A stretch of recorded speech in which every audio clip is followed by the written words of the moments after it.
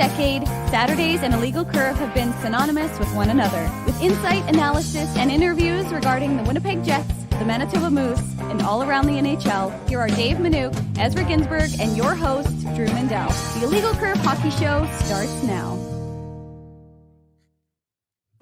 Good morning, Winnipeg. Good morning, Manitoba. For all those joining us live this morning on our YouTube channel and all of our social media platforms, we say good morning, universe, and welcome to the Illegal Curve Hockey Show.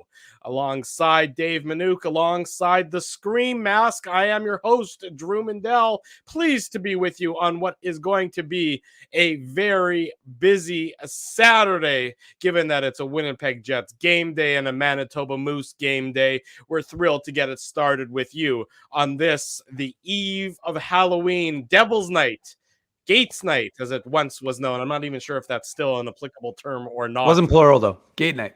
That's right, Gate Night. Sorry, I guess it wasn't plural at all. That's right. But it was, I don't know if it was necessarily plural as opposed to possessive.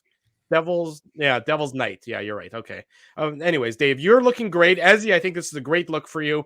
I recommend you just going with this for the rest of the time. Drew, I know what you did last summer. Yeah, that show. Last summer, I didn't do anything. Everybody didn't do anything last summer. Exactly. He didn't do much. Exactly. Anyways, Dave, good to see you. I'm just going to ignore Ezzy until he takes that stupid mask off. Sure. Okay. How are you? Things well? Haven't seen you since yesterday morning. Weren't we just on the air 36 hours ago? It's true. We weren't. It hasn't been that long. It certainly wasn't that long ago that we finished Thursday's post-game show early Friday morning. As we mentioned, the Jets into San Jose. They face the Sharks to wrap up their 3-game road trip. We'll talk about it. It was a very good week for the Jets on ice.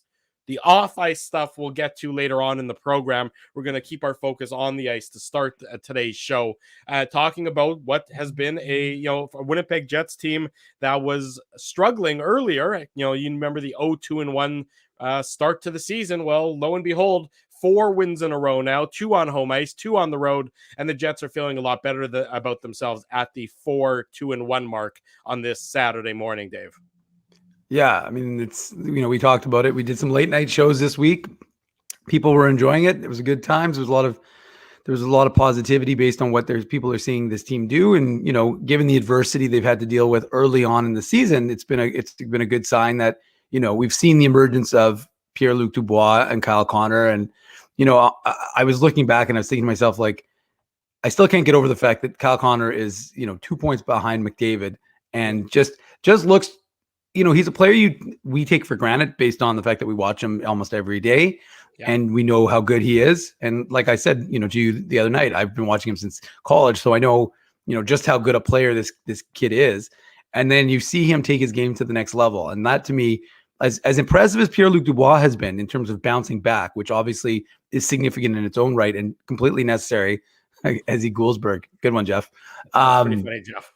I think that, it's been as impressive to see a Kyle Connor take his game to that next level. And, the first star of the week is for the NHL. That's good. It's recognition across the league, but he just seems to have played a different game. And obviously the two of them are rubbing off on each other in Pierre-Luc Dubois and Kyle Connor. So that to me was that and the solid play of Eric Comrie. I mean, again, you're not playing a Colorado team, but at the same time, you're playing an NHL team and you play the opponents you have to play.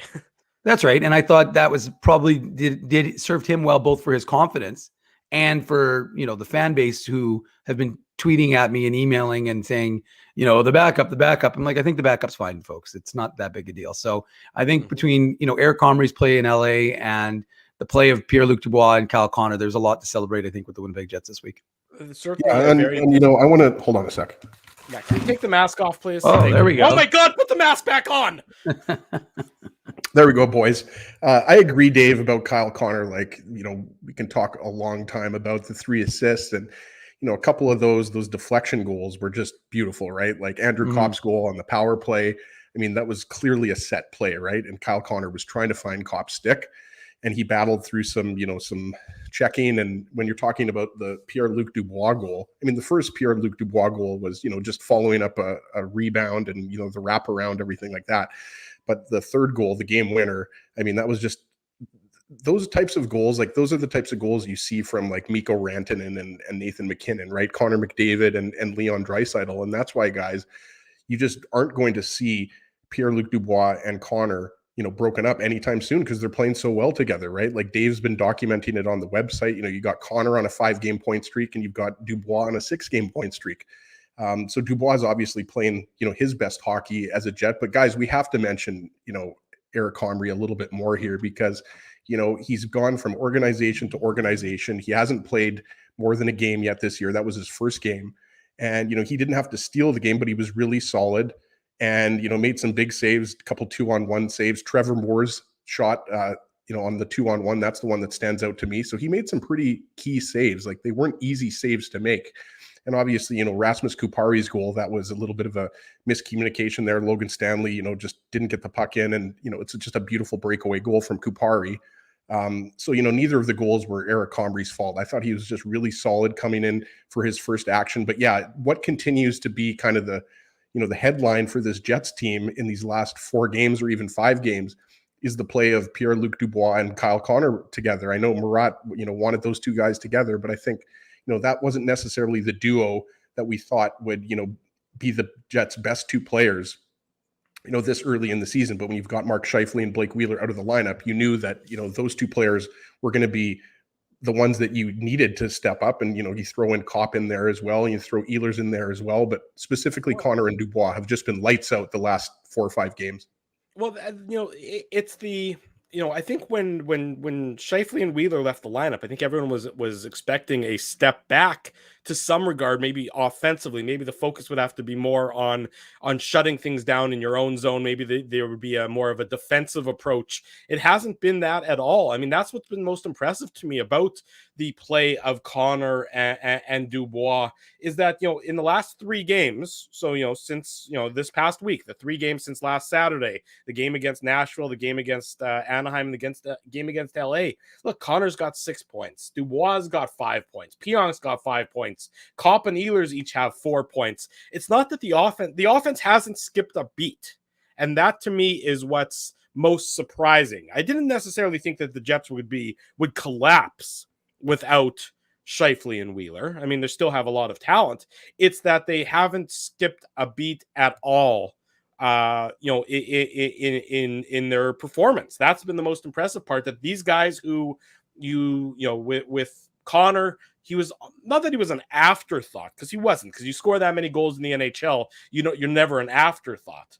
But, he was never thought of as the driver, when it came to Scheifele and Wheeler and Connor. Connor was the guy who got the goals and put himself in the right spot, but you never necessarily thought of him as controlling the play. With Dubois, there were so many unknowns about what you were going to see from him entering this season. Well, both those guys, I mean, pick your poison. They're both driving that line. They're both, imposing their will on their opponent. I mean, Dubois does it with his size and his physicality. Connor does it with the great stick that he brings to the game and his ability to get into soft spots. And he's a world-class goal scorer. We know that. It's just impressive to me that those guys have been able to sort of pick up that leadership mantle, on-ice leadership mantle, and perform so well over the past few games without Scheifele and without Wheeler in the Jets lineup. Well, yeah, and let's not forget, how disappointing those first couple of games were, right? Like we all know that the Jets could have easily had a couple of points against, Minnesota in the 3rd game of that road trip. Yeah. But you're right, Drew. I mean, we all know that Connor is, top 10 goal scorer in the league. We know he has the speed, but I think, we talked about it, right off the top of the show, the playmaking. I think we know that he has that ability, but, that was one of those impressive games where, those types of passes, like that's kind of like Gretzky-esque type of passing, right? But the thing, that stands out to me, and we always go back to 2007-18 when the Jets had the most success, went on the run to the West Final. What Connor is doing, and I caught a bit of the post-game show replay, like Connor is hunting pucks. He is, going after those second opportunities. He's being aggressive on the forecheck. Like he isn't waiting for the play to come to him. Like he is going after, whether it's, a defenseman and trying to create a turnover. He's just being very efficient and smart with the puck, and he's creating opportunities for his line mates. I agree with you, Drew. Like, we know Nikolai Ehlers is a play driver. We know Scheifele's a play driver. But in that game, in the last few games, Connor has definitely been a driver, along with, Pierre-Luc Dubois. And, we have to also mention Svechnikov, right? Like, he had a decent chance in on Jonathan Quick. And even though, you might say like he's not lighting it up as much as those other two guys, like that line guys with all of their speed and size, like they're creating a lot of difficulties. And granted, the Nashville Predators, the Ducks, the Kings, like these aren't Stanley Cup contenders, but these are still games you have to win. And we knew when the Jets lost, those 3 games on the road trip and only got the 1 point, we knew that, they had to turn it around and not just win a game, but hopefully win 2 or 3. And now they've won 4 games in a row and they're looking really good. And now they're facing a Ducks team that they're really familiar with. And the last time they played them, they had, the Sharks team, Sharks team. Pardon me, the Sharks, meant to say. They've played the Ducks so many times, I just assume they're playing the Ducks every night, obviously, boys. But, the Sharks team, even though you've got a lot of good veterans and a lot of skill, I think we all know that, the Jets, the way they're playing now, should beat them. So it's looking like they're going to come home for their 7-game homestand, and they're in a much better position than when they were, for their home opener. So I think there's a lot to like. It wasn't perfect. You guys know it. You were on the post-game show. I was under the weather.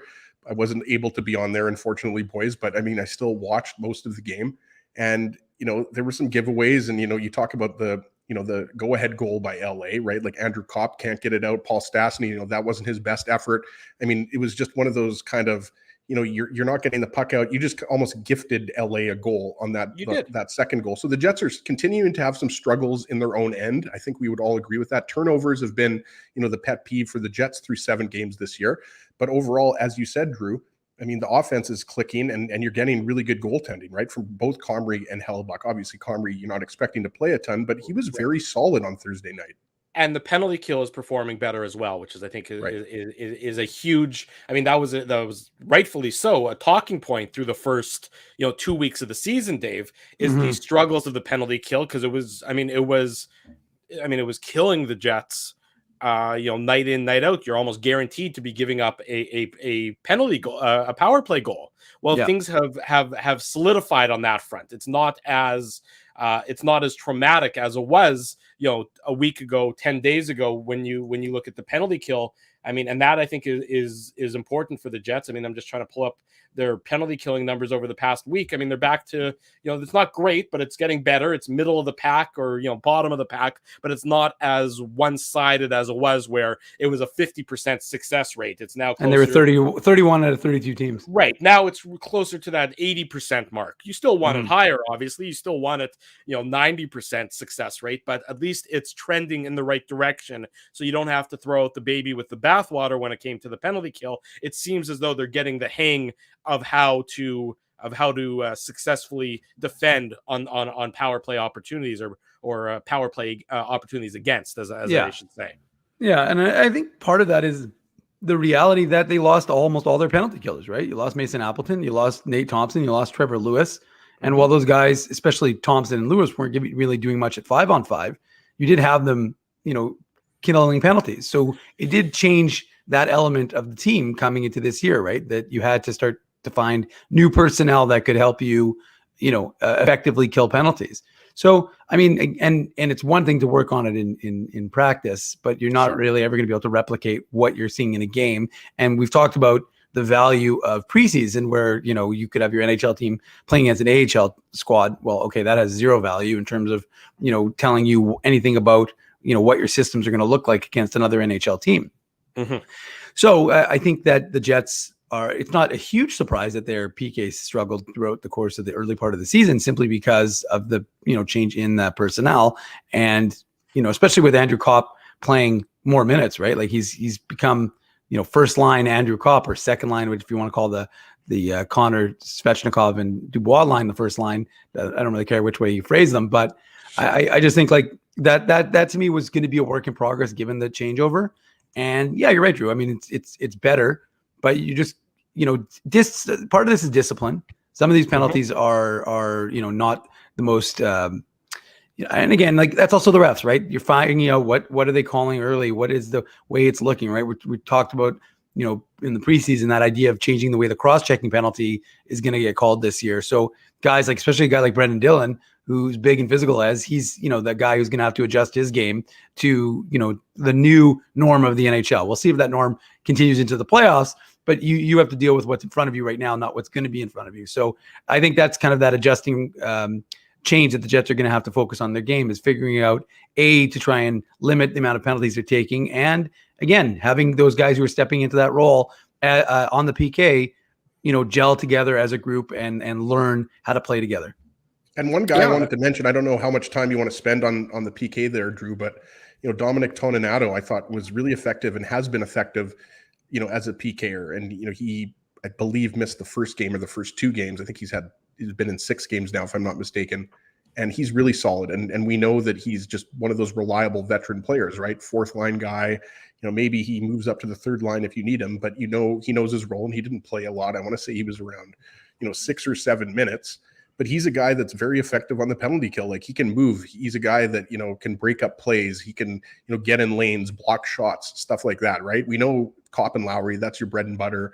And the Jets obviously have other players that can be out on the PK. Riley Nash is a guy that I still think I would like to see on the PK, but obviously the Jets, have been better in that area, as, Drew documented. They're up around 80% and, hopefully going higher, closer to 90. But, those types of players are very, very valuable, especially, when you've got guys like Scheifele and Wheeler out of the lineup. And even those guys you don't expect to be on the PK. We know that Wheeler has been on the PK a little bit. So there's no doubt that that's been, a key for the Jets. But, it goes back, guys, to the way Dubois, Connor, and Kopp have picked up the offensive slack. Like, if you think about it, with Scheifele and Wheeler out of the lineup, I mean, this season could have early, even though it's 7 games in, I should say, could have gone off the rails. It could have really gone off the rails, Drew. Yeah. And, the Jets have picked up 4 wins. And, I hate, keep going back to that Minnesota game, but they really should have won that game. So it should be 5 in a row, theoretically. Yeah. Right. So the Jets could easily be sitting here going into game 8 with only 2 losses.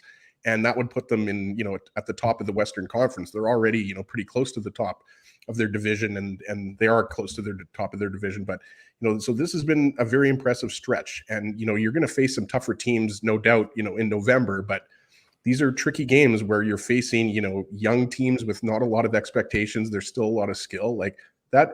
I mentioned it earlier, but guys, like that Rasmus Kupari goal, like, he's a good player. If you remember when he was injured for Team Finland in the World Juniors, like, that was a devastating blow. He's a really good player. So this isn't just like a C prospect. Like, Kupari is going to be one of those guys that's going to factor in for the future of the Kings, right? Like a guy like Alex Turcotte as well. I thought he was going to be playing a little bit more in the NHL, but Dave, he's down in the AHL. But like, players like that, right? Quentin Byfield, like, these are the types of players that's the future of the Kings. Like, Kopitar and Doughty, they're going to play, a little bit longer, but they're not going to play forever. They're in the back nines of their career, right? So I just thought it was really impressive, that goal. Comrie really didn't have a chance. I mean, that's just a beautiful move. And as we talked about, I mean, a breakaway, the turnover by Stanley, and then, the second goal that was scored. I'm trying to remember who it was. Was it Adrian Kempe, I believe, scored the second goal. Again, just, failing to get the puck out of the defensive zone. So even though there's some things that that the Jets need to clean up, overall, the Jets are getting clean wins, and that's all that matters as you wait for Wheeler to get back in the lineup and then Scheifele after him. Yeah, absolutely right. And I mean, let's shift our focus to tonight's game against the San Jose Sharks. There won't be a game day skate because it's an earlier start in San Jose, a 4:00 puck drop in San Jose. So no game day skate. We do want to, of course, remind you that tonight, following the game, the Illegal Curve post-game show back here on our YouTube channel, Dave and Ezzy are going to drive the bus on the post-game show tonight. I'm going to take the evening off, if you do not mind. The Dave and Ezzy experience. The Dave and Ezzy experience. May God have mercy on all of our souls. You got nights off, Drew. Every now and then I take a night off. I know it's rare, but it happens. I think the last time it happened is because I got my my COVID shot and I was laid up at that point in time. But yeah, rare is the time. But tonight I'm going to take the night off and then leave it in your trustworthy hands. Is it massage and treatment tonight or what? Yeah, it's massage and treatment and ice bath. I'm a little banged up. I need a night to just recuperate before getting into the next week's games. What do we have? Tuesday, Friday, Saturday next week, in addition to Saturday morning in the Illegal Curve Hockey Show, which is what you're watching. It is 20 minutes after 9, the day before Halloween. Good morning to everybody. We remind you, Illegal Curve merchandise now available for sale. The details are ticking at the bottom of your screen. You can get to our merchandise store 2 ways. Go to illegalcurve.com. click on the merch button. You'll follow the link. You'll take it right there. Or you can go directly to the Illegal Curve locker room, iclockerroom.logoshop.com. It's ticking at the bottom of your screen right there. Get in there, get those Illegal Curve merchandise now while you can. Get a head start on some holiday shopping for your loved ones and or anyone in your life who loves Illegal Curve or wants to be very confused by what shirt you're wearing. So get on that right now. The Illegal Curve merchandise store now open. You've been asking for it. We have delivered. Let's go to yesterday's practice in San Jose. I thought we were about to go to the phone lines, Dave. I wasn't sure what Drew was doing there. Also, on the topic of the merchandise, just wanted to mention a couple of things. Big shout out to Ty and LaBrokery, who's been helping us out with the whole shop, and he's done an excellent job along with Dave. Drew and I haven't really done much aside from ask for, free merchandise and, obviously pumping it on social media and the show. But another thing, there's a lot of good stuff there. Love the mini sticks, but you definitely want to scroll down to Ezzy's Essentials. That's where the good stuff really is. Dave's Fashion Boutique. Yeah. And it's Drew's Garage, but it's all the same. It doesn't really matter. Yeah, find whatever you like. Put down your card. You'll be able to get some great Illegal Curve merchandise, courtesy of us, and of course, as you mentioned, Ty and LaBrokery helping us out. Locally made. That's the important. Locally made, exactly. Locally keeping it local. Locally made, exactly. Keeping it local. Let's look at the Jets lines from practice yesterday. So Connor Dubois, Svechnikov sticking together. This is with Blake Wheeler likely to be back in the Jets lineup tonight. He is technically a game time decision, but Paul Maurice did say that he hopes to have Wheeler in the lineup tonight. So Connor Dubois, Svechnikov, if it ain't broke, don't fix it. That is continuing on with that line. Stasny, Kopp, and Ehlers, same idea. If it ain't broke, don't fix it. They've been performing well. Keep it going there. Vesalainen, Lowry, and this is where Blake Wheeler comes in. If you want to number the lines, it seems to be on a third line role, playing the right side alongside Adam Lowry, flanked on the other side by Christian Vesalainen. And then your fourth line, you now have 12 forwards again, Jansen Harkins, Riley Nash, and Dominic Toninato. Your thoughts on those lines heading into tonight's game in San Jose, especially the placement of Wheeler on that fourth line alongside Lowry and Vesalainen? We know what you meant, though. Third line for Wheeler, right? Third line, yes, I'm sorry. Yeah, no, once in a while I try to make you look good, Drew. Usually it's the other way around, but listen, I first off, the sky isn't falling, right, guys? Wheeler's on the third line. Just want to check that the sky isn't falling here. But Drew just mentioned it, right? Like, you're not going to break it up. I don't think any coach at any level, when you have a line going like Connor Dubois and Svechnikov is going, you're not going to break that up. Right. And obviously Ehlers isn't going to get bumped down the lineup because he's playing great. Kopp is playing great. So I think it makes sense to keep those top two lines together. And by the way, based on those lines, nobody's coming to the lineup. Just a reminder, right? For those, who thought maybe Nate Beaulieu, but that's on the back end. I meant a forward, right? So yeah, you're going to go most likely with 12 and 6. And, Beaulieu, even though, he's, has moments where he struggled a little bit, he's only playing, 6, 7, 8 minutes a night. But you knew that he was going to come out of the lineup eventually when either Wheeler or Scheifele was healthy. So, the lines don't surprise me at all. And, going back to, the last couple of games that we were talking about, especially the LA game, Vesalainen to me has been very impressive. Like, again, he's not getting the goals necessarily. He's not getting the assist. Like, he has scored, his first NHL goal. What I mean is, like, on a nightly basis, you're not seeing him get 2 or 3 points like Connor and Dubois, but you're seeing him hustle. Like, he is working out there. He's chasing after the puck. He's finishing his checks. He's trying to have an impact on the game in a role that's a little bit, unfamiliar to him, right? Like Dave, he was playing on the top line for the Moose. Now he's more of a checking role. They obviously want him to score, but he's not getting, those offensive assignments that he was getting with the Moose. Just wanted to mention that I think, for a guy that's, received a lot of criticism, like, we've criticized Vesalainen's play at times over the last couple of years. I think he's playing the best hockey of his NHL career. So just wanted to mention that. But I think it really makes a lot of sense to have Wheeler on that third line, right? You ease him in. Doesn't mean he's going to be on the third line for the rest of the season, but it does kind of beg the question once Scheifele comes back and the Jets are completely healthy, where does Wheeler fit in? Because I really don't think now with the way, Dubois and Connor are playing, that's something that we didn't necessarily see because, Mark Scheifele and Connor have been, so intertwined, right, for the last however many years, 3 or 4 years. So it's going to be really interesting to see, like, does Wheeler move up to the second line? Who moves down? Most likely it would be Svechnikov, right? I don't think you're going to bump down Kopp. He's playing really well. So that's really going to be what's the most interesting to me. Once you're fully healthy with, 55 down the middle, like, what are the lines going to look like? You're absolutely right, Ezzy. I mean, with Wheeler coming back into the lineup, well, you only had 11 forwards, so this one wasn't going to cause a big ripple effect. There wasn't going to be a lot of deep analysis required about Wheeler coming back into the lineup. It'll be on Tuesday, assuming that Scheifele's ready to go on Tuesday, Dave. That it'll be a much more interesting story because assume everything is still going well with that top six, Connor, Dubois, Svechnikov, Stastny, Kopp, and Ehlers. What happens when Scheifele is back? Because all of a sudden you've had Andrew Kopp playing a very effective centerman role. Do you move him out of center? Does he go back on the wing? You almost have a glut of centermen when Scheifele's back in the lineup. What happened? Is Riley Nash the odd man out? I mean, this Jets team does not lack for centermen because Paul Stastny, of course, can play center as well. So that is going to be the most, I think, fascinating thing to watch when Scheifele is healthy, assuming everyone else stays healthy at the same time. What does Paul Maurice do with those forward lines? Because they have been, I think, clicking better than anybody would have expected in the absence of 55 and 26.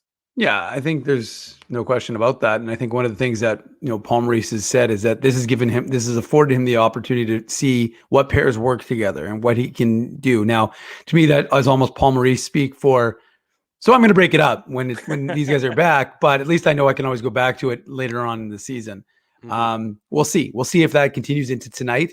And then you're right, Drew, it makes it a lot more of a difficult situation. The reality is you're not putting, I agree with a lot of the positions that people are taking in the chat, is that especially given the fact that Wheeler's an older player, is coming off of having COVID, and he talked about having to deal with that.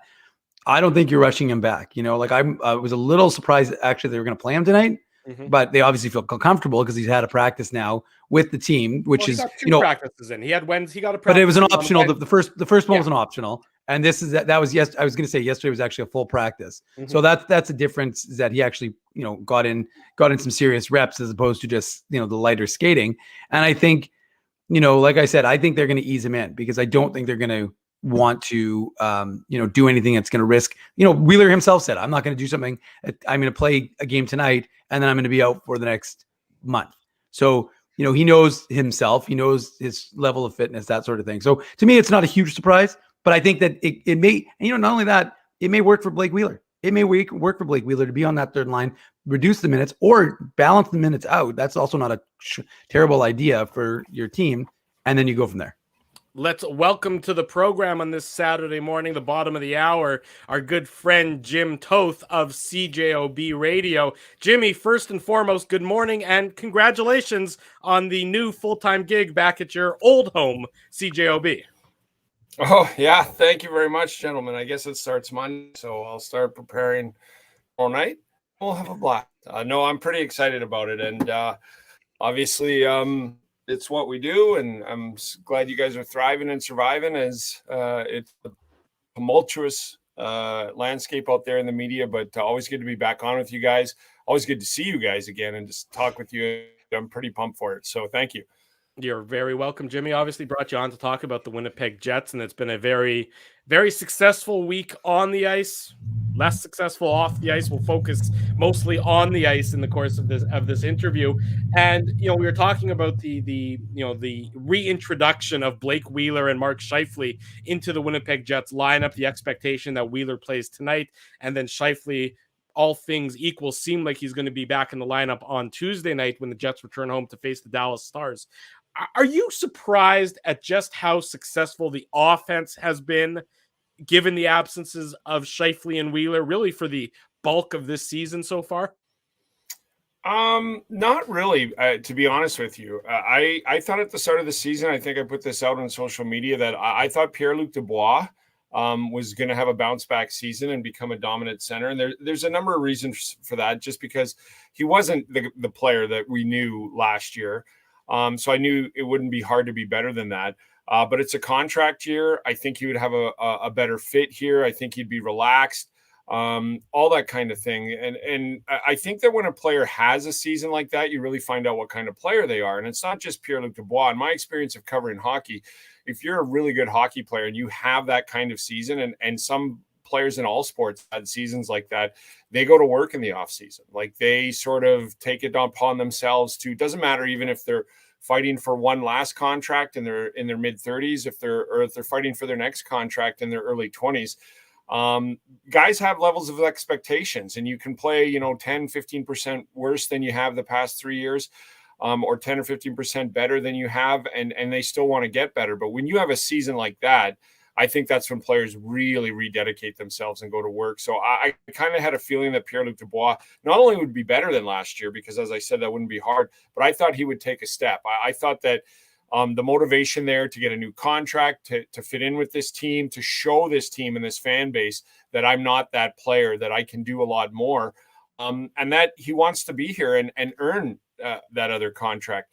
Kyle Connor, I've been on for years, guys, and I took a lot of heat about a year and a half ago when I said that he's going to score more goals. I said Kyle Connor is a more natural all-round goal scorer than Patrik Laine. And I took a lot of heat for that at the time. And this wasn't knocking Patrik Laine's game or ignoring Kyle Connor's defensive woes. I just think he can score in more facets. Patrik Laine still has probably the most elite shot in the National Hockey League right now. But Kyle Connor has an elite shot. He's got elite hands and skill. He's got elite speed. That's not a knock on Laine when I said that. I just think this can get better and better every year. I do believe he's still going to be this version of the Jet 2.0's first 50 goal scorer. He can just score goals in a number of fashions at an elite level that other players can score goals maybe one or two fashions at an elite level. So the Dubois, the Connor, I kind of was on board with. If anybody continues to surprise me, it's Andrew Kopp. And I hate saying that because every year this guy's gotten better. And every year this guy bets on himself. And the thing I like about him is he's not one of those guys that, and I know this sounds like a Laine bash again, and I guess it is in a little bit of, I want this, I deserve this. He says, I believe I'm this player, but I'm going to prove it. And it's gone out. When I hear stuff like that from the Andrew Kopps of 3 years ago, I go, okay, Andrew, but what is that? Like, are you hoping to score 15 goals or what? Like, look at what he's doing. So that surprised me a bit, Drew. But the other guys in the offense and the defense doesn't. The amount of points coming from the defense, I think prior to the last game against LA was 18 points from defensemen in 5 games. That just wasn't in existence last year. And it was because they couldn't get out of their own end. They struggled and got hemmed in. We all know what the defense was.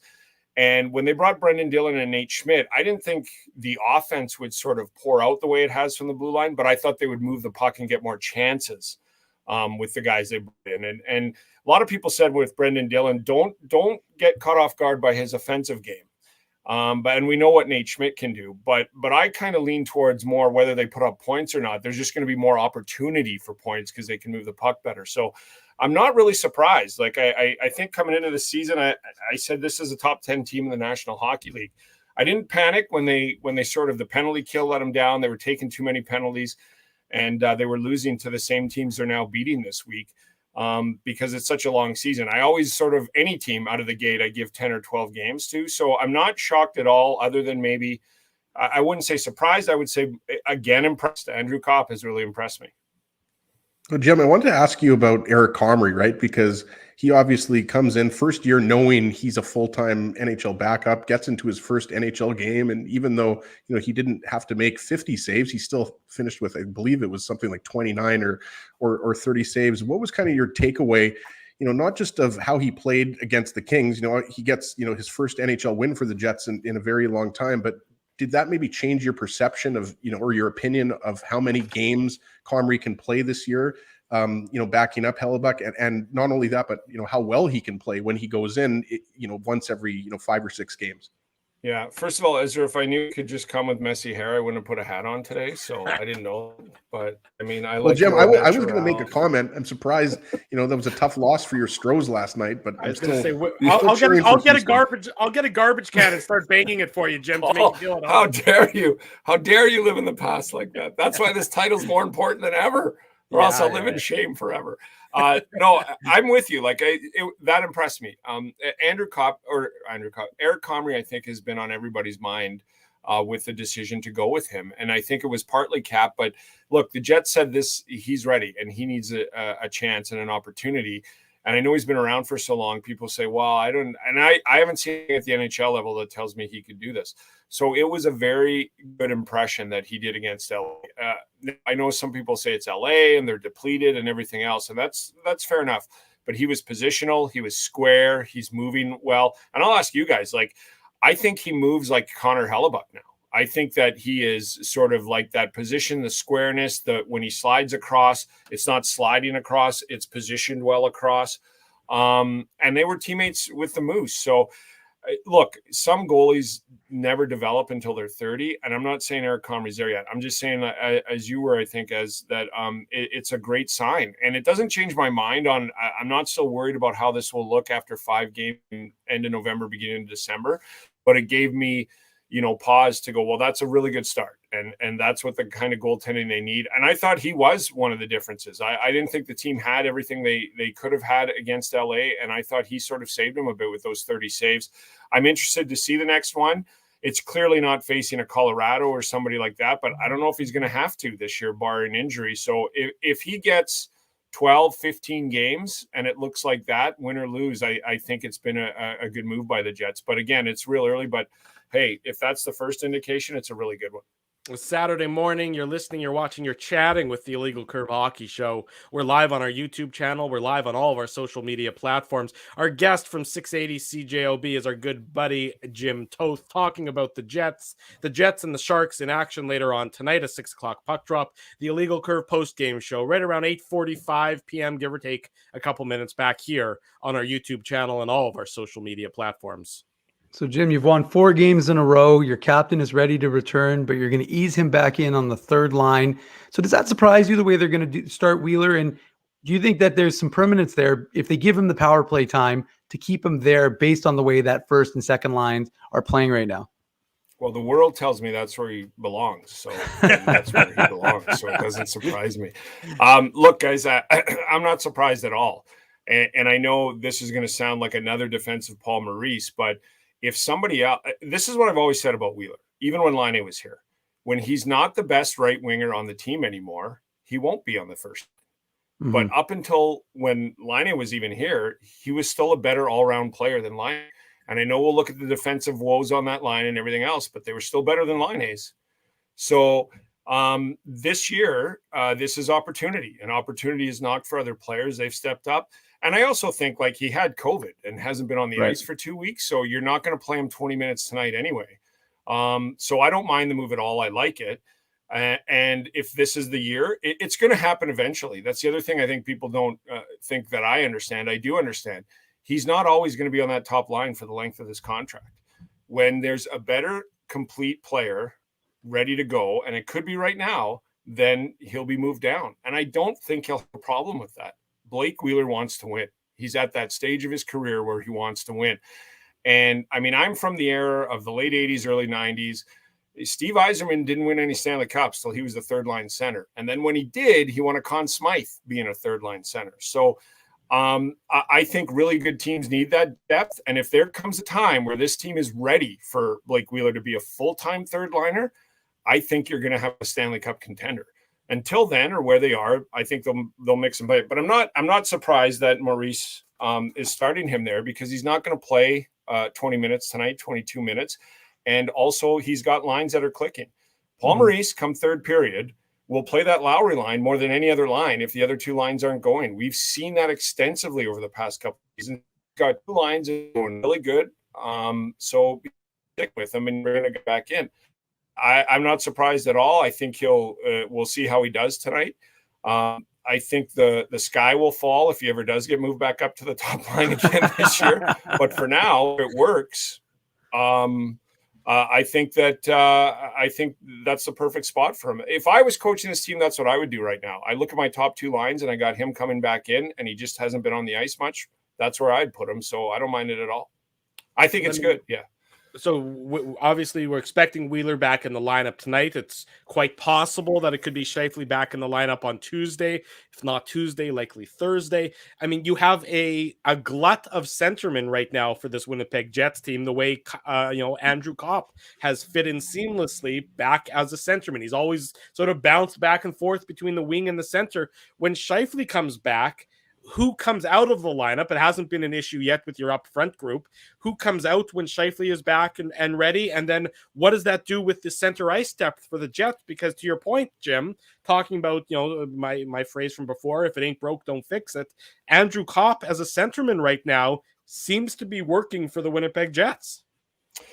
Yeah, and I think he's always worked well there. And so that's another attribute to him. I think when Mark Scheifele comes back in the lineup, and maybe not the first game because it depends when he gets on the ice and stuff, but Mark Scheifele will be that first line center. I think that's written in stone, and he will be back up there, and they'll try to fit something that goes. If it lasts all game, I don't know. Like if they're down and he might go back to what's working right now.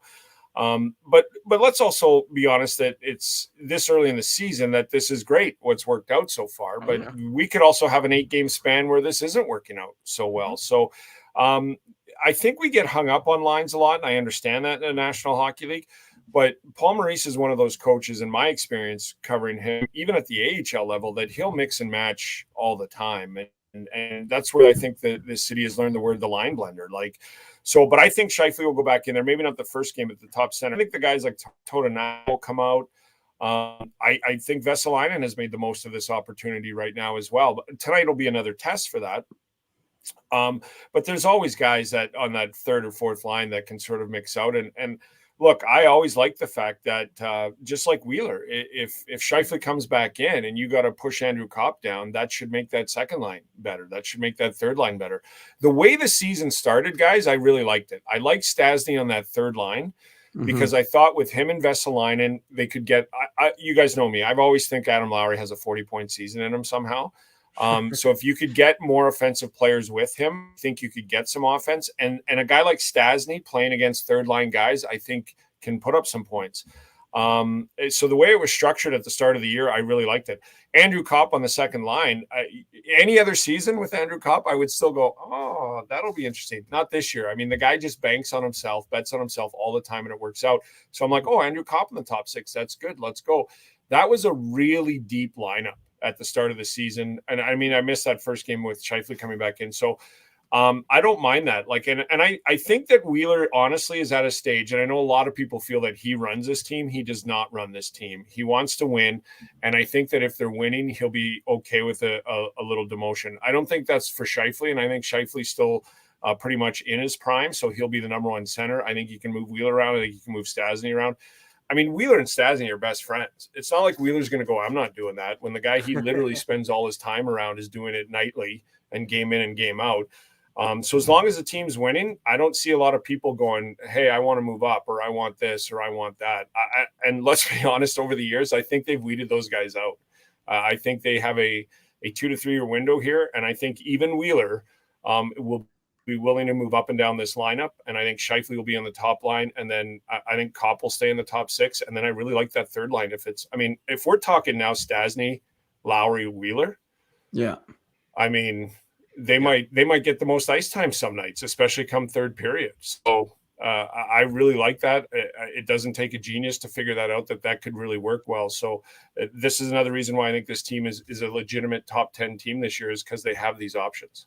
Well, to your point about Andrew Kopp before, Jimmy, I mean, nobody's really you're not paying that much attention to the scoring leaders yet, but Andrew Kopp is 9th in the NHL, or pardon me, tied for 11th in the NHL in scoring. I mean, so, this is a guy who's over a point a game.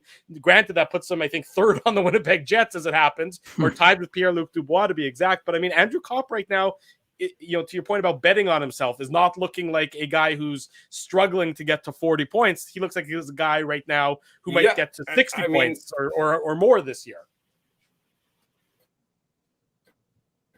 I think Jimmy froze. Yeah, I mean, he could, and if you went around the NHL, I'm sorry, Drew. I'm sorry to interrupt you. If you went around the NHL this year and said who had Andrew Kopp in the top 10, he might be the only guy going me. I did, because I believe myself and I bet on myself and I can do it.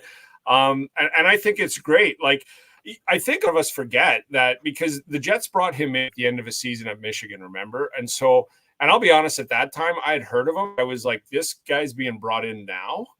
And around the team, then brought back next year, and he sort of made the team from there. He wasn't, my point is, Jim Trouba's coming in from Michigan, or Connor's coming in from Michigan. He wasn't that ilk. But when he went to Michigan, he was a walk-on, and he left Michigan as their captain. And I think that's what I should remember that more throughout the past 3 or 4 seasons, when he said, I'll prove it, and I'll bank on myself, and I'll take a 1-year deal, and I'll go show that I can do things.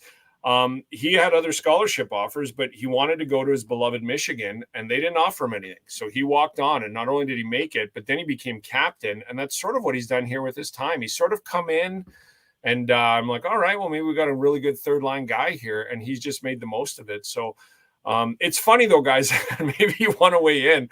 As good as he's doing, I'll still be shocked at the end of the year if I look at that and it's like, 63 points for Andrew Kopp. I'll be like, Andrew Kopp? Like, I don't know what it is about him, because I love his 200-foot game and everything about it, but it's just it's been like slow progression every year that it sort of sneaks up on you.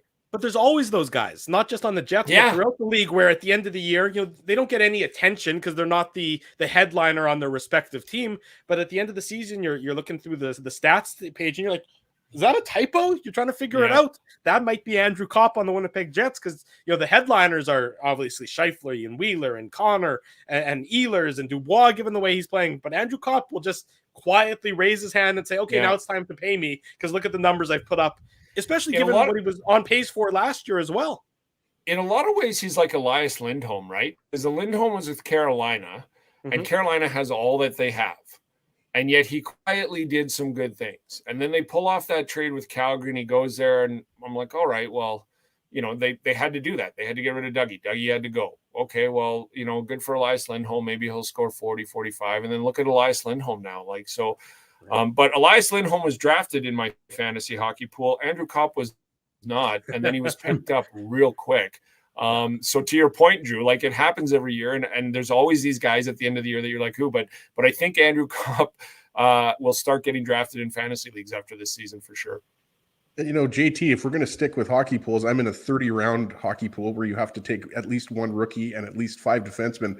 I got Pierre-Luc Dubois in the 15th round, and it's looking pretty good for me right now. And I also wanted to mention another player. You mentioned Calgary, sticking in your home province of Alberta. Blake Coleman is another guy, right? Like, his best hockey was being played at 25, 26. I think he's 29 now, right? But like, he really had his breakout year with the Devils, wins the cups, and now he signed the big deal with the Flames. So Coleman is another one of those guys, played 4 years of college. I forget which college he went to, but he's from Texas. And he's a guy that took till he was 25 or 26 years old to really turn into a really productive top 6 player in the league, right? So he's another guy I would throw out there. I wanted to go back to probably 5 or 6 minutes ago. Now, you mentioned Vesalainen a couple times, who's obviously kind of been a staple of that third line. Do you think that, like, what are you seeing, I guess, from his game? He's only got the 1 goal, but I was mentioning, to Drew and Dave before you popped on here, like, it just looks like to me like his effort has increased. Like, he's just battling. He doesn't, he spent a little bit of time on the fourth line, but he's clearly realizing that, he has to have an impact on the game, aside from, goals and assists. Well, I know he's a wing, but doesn't he look like Pierre-Luc Dubois? Like, both of those guys have started using their body, their physicality along the boards, winning battles, and you said effort. And I know a lot of people hate that word when it comes to athletes, and it makes it sound like they're not putting an effort out. It's not that. It's the right effort. It's what I've seen from his game is a first-round draft pick who is highly skilled, come into the National Hockey League and try to get his skill to be better and to do things that he's clearly been successful at other levels. What has come into his game this year, in my mind, is he's become a North American physical hockey player with a body that size. He gets to the puck. He's not poking at the puck. He's going through the guy to get to it. And he's physical along the boards.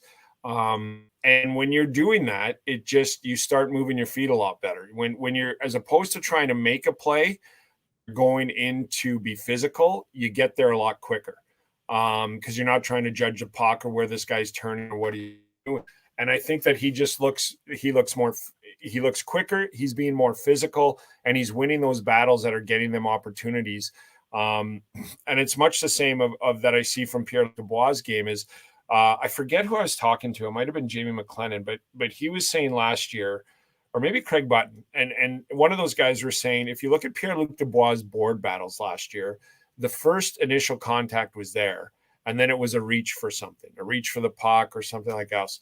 If you look at him now, he goes in and he's physical, and then he's physical again, and he's physical again until he gets the puck. And I think that's what sometimes skilled players who are fighting it or trying to rely on their skill to do things, they'll go in and they'll make the hit, and then it's kind of thick work trying to find the puck, dig the puck, or maybe the puck's gone and then you do it. What I find from them now is their second battle on the initial contact is really good. I found Dubois, and I find that with Christian Vesalainen. He makes contact, and his next battle for the puck is really good. The effort is the same. So I think he's just using more of his other skills other than handling and shooting. I think he's using his physical attributes. I think he's using some of his skating, and I think he's using his power. And he's being rewarded now for it. Like that first goal for him, I might be overstating this, but if he comes over the blue line, takes a pass and snipes one top corner, he's probably going to, that's your first NHL goal. You're probably going to, well, that's what got me here. I'll keep doing it. To go to the net, deflect that puck and get his first National Hockey League goal, I think speaks to what I see in his game this year that has really sort of vaulted him along. And the other thing I want to say about him is I know people are waiting and waiting and waiting, but he's so young yet. Like, he's not old. It's just that he's been around for so long, but he's 22, I think, and going on 23. So if he can do this year, he's going to be a lot better. And to your point about Coleman, like, look at Tampa Bay with the third line this year. So that goes back to our original discussion of, I don't think it's a lot of convincing that if this is a good team and you got to ask like Wheeler or whoever, Stasny, to go to that third line. Because look at Tampa Bay the last 2 years with the third line they had. And if you can get that third line to be productive and, solid like that. So, and I bring that up now because of Vesalainen. Like, if Vesalainen has earned himself that spot, or if Vesalainen has to go down to the fourth line and he can play this way, it just makes the team all that much deeper. But that's what I've seen in his game this year. You're on mute, Dave. Sorry, I didn't want to interrupt Jimmy. He was making a lot of good points. By the way, the Johnny LaRue fireside chat is outstanding. I've been watching you guys on Saturday mornings, and I've been wanting to text you about that, Dave. But I'm like, you need to get the cardigan and the pipe and the John Candy Johnny LaRue. I need like a higher back chair. Chat. I definitely need like a higher back chair as well. And you'd have to have a snifter of whiskey in your hand at all times to really finish the motif. Well, I'll see Dave if I can. Really a manly man. Jim, we'll see if it's in the illegal curve budget for me to upgrade the backdrop. We'll see. I think we've used it all on Drew's big icy sign, but if there's any more left, we'll use it for that. No, but I was going to say, it's amazing to me that, the whole coming into the season, all the talk was on the defense. And, we've just had a whole conversation with you talking about all the forwards, talking about the goaltending, the backup goaltending. What have your thoughts been? And I'm with you. I generally try not to judge a season too quickly. I try and let it play out a little bit. 10, 15 games makes a lot of sense because then you can kind of see you have a body of work to look at. But what has your initial thoughts been of not necessarily one player specifically, but just the group as a whole since they have been consistently playing together? Well, I like the production. And I think the defensive end of it is better, but I still think that's not what this is meant to be. I think it needs some more time to gel and get better. I think that there's some guys sometimes trying to figure out what each other is still doing in the Morrissey, Dillon, or Morrissey, Schmidt, Dillon, and Pionk. So there's been some zone lapses. There's been some getting the puck out of the end, but not nearly as much. But I just think they're figuring their way. Like, I think they're settling in.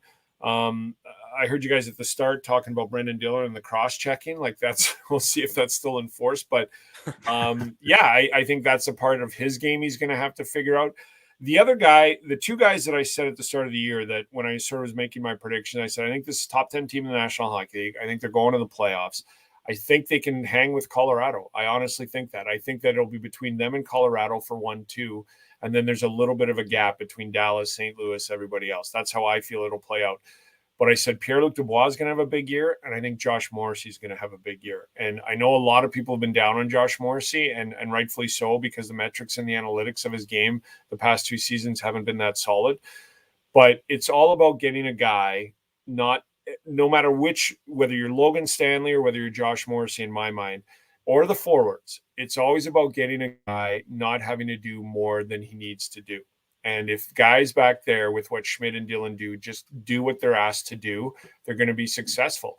Josh Morrissey, despite the numbers and what a lot of people say about him, and they're correct in their analysis of the last 2 years, he's still an Olympian for Canada, whether it's, in my mind, on the radar, whether it's the 7th defenseman, whether it's the 6th one.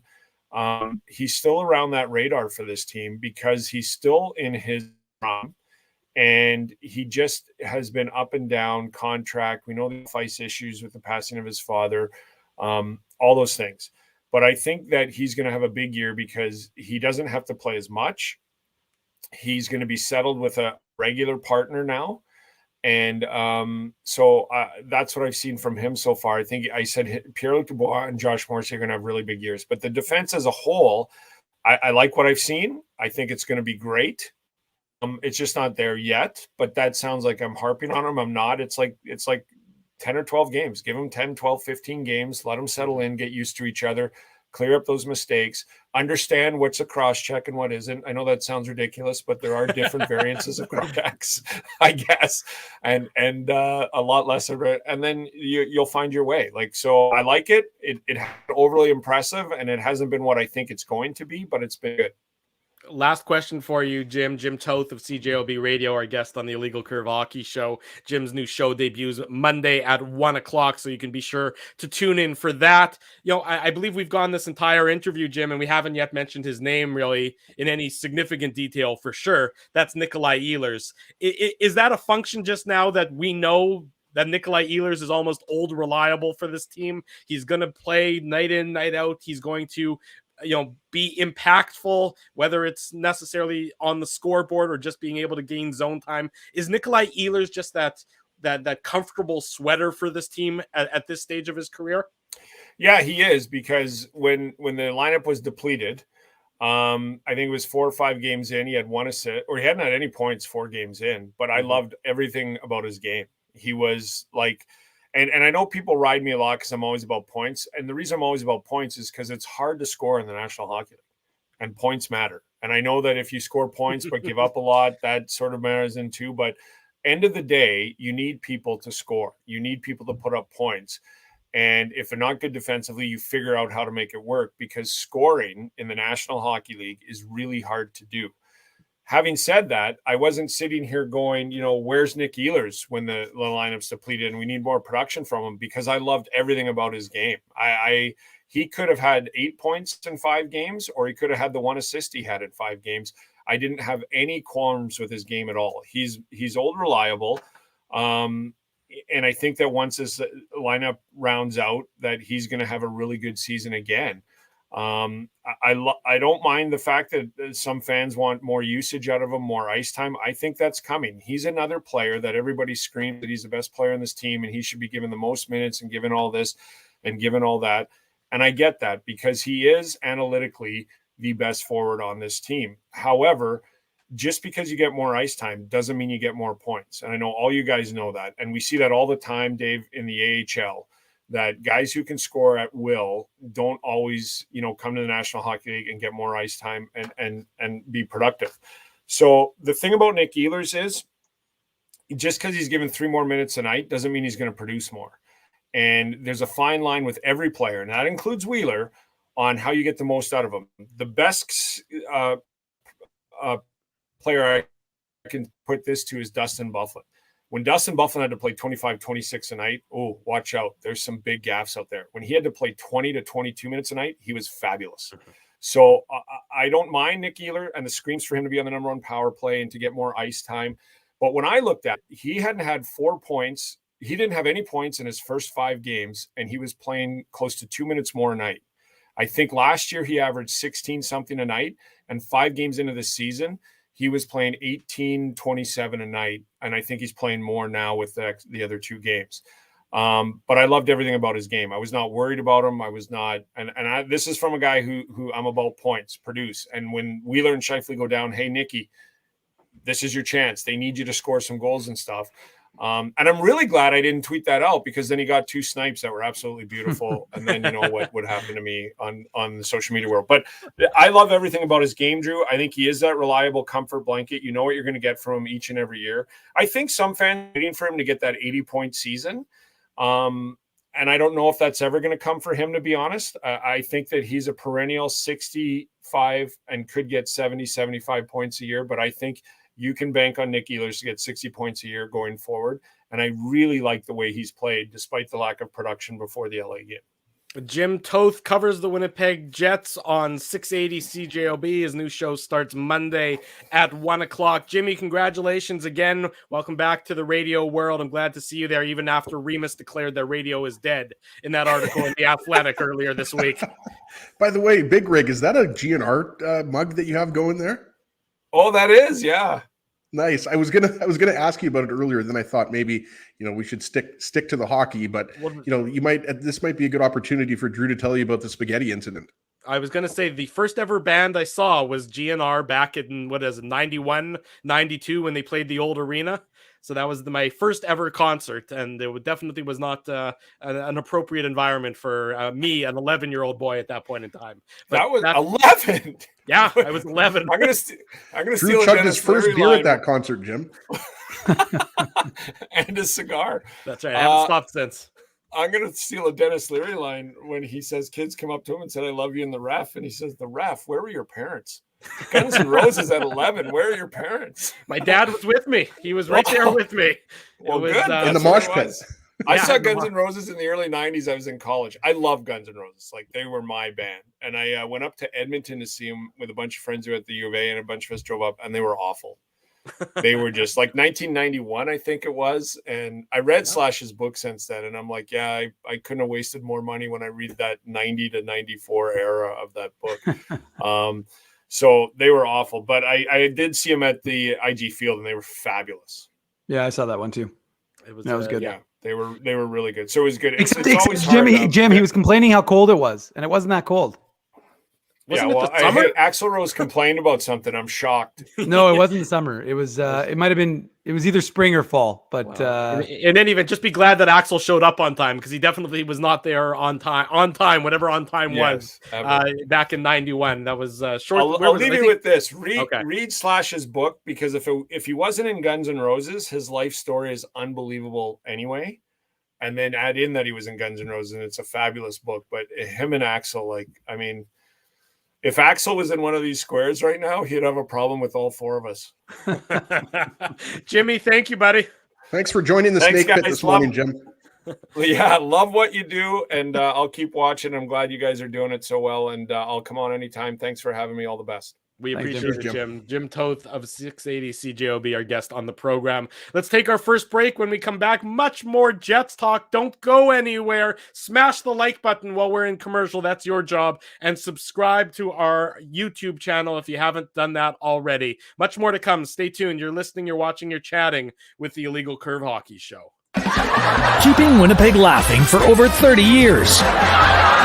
Rumors, Canada's longest-running comedy club, bringing you the biggest laughs from the best comedians on the planet. Jerry Seinfeld, Chris Rock, Jon Stewart, Dennis Miller, Brad Garrett, the greats, and all the up-and-comers too. When was the last time you laughed out loud? Make it a great night out with friends, or book your office or birthday party. Even a fundraising event at Rumors. Get all the details and dates on upcoming shows at rumorscomedyclub.com. Hey, Drew. Ezzy, whoa, what a smile! Yeah, I got my crowns done at Linden Market Dental Center, and they whiten my teeth. I see. They're so bright that every time I smile, they go... We have hockey tonight. Do you have a mouth guard to protect those pearly whites? I sure do. Whoa, they even ting through the mouth guard. Linden Market Dental Center covers all your dental needs, from restorative to cosmetic dentistry, and will fit you with a sports guard for that active lifestyle. 877 Waverly. See LindenMarketDental.com. Hi, it's Drew from Illegal Curve here. Selling your home can be stressful, but it wasn't for me. Thanks to my friends at Zappia Group Realty, they made the process so easy. My home sold within 48 hours and with multiple offers. Zappia Group Realty took care of everything with their exquisite customer service and attention to detail. If you want to sell your home for more in less time, get started by talking to Frank and Mauro Zappia of Zappia Group Realty. Online at zappiagroup.com. Hey, it's Aaron from Bernstein's Deli. That's right, Ezzy. I'm the guy who makes all your sandwich dreams come true. So when you think Illegal Curve, what comes to you? How about juicy chicken schnitzel, grilled salami, fried onions, melted cheddar cheese, and honey mustard on toasted, thick-cut city rye bread? Man, that's like the holy grail of sandwiches. And so it shall be known as the Illegal Curve Sandwich. The Illegal Curve Sandwich. Try it today at Bernstein's Deli. Find us at Corridon and Lanark or online at bernsteinsdeli.com. Hey! So you're a pizza person, you married a wing person, but somehow your kids are salad people. You can't pick your fam, but you can pick your BP meal deal. Starting from $18.99 for takeout or delivery at bostonpizza.com.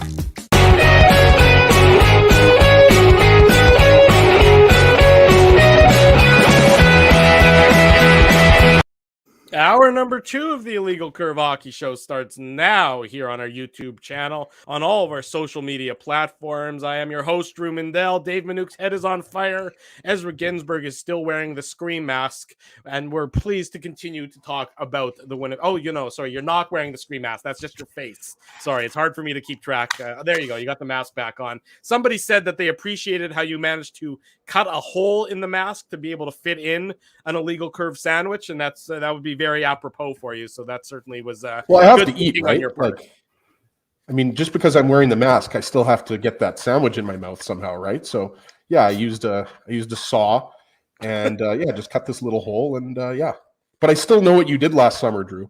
Yes, you already covered that earlier in the show. But anyways, let's get back talking about the Winnipeg Jets. The week ahead for the Jets, they have obviously tonight the final game of the 3-game road trip in San Jose to face the Sharks. And then they come home for 7 games in a row. I believe this is the longest homestand of the season, if I'm not mistaken.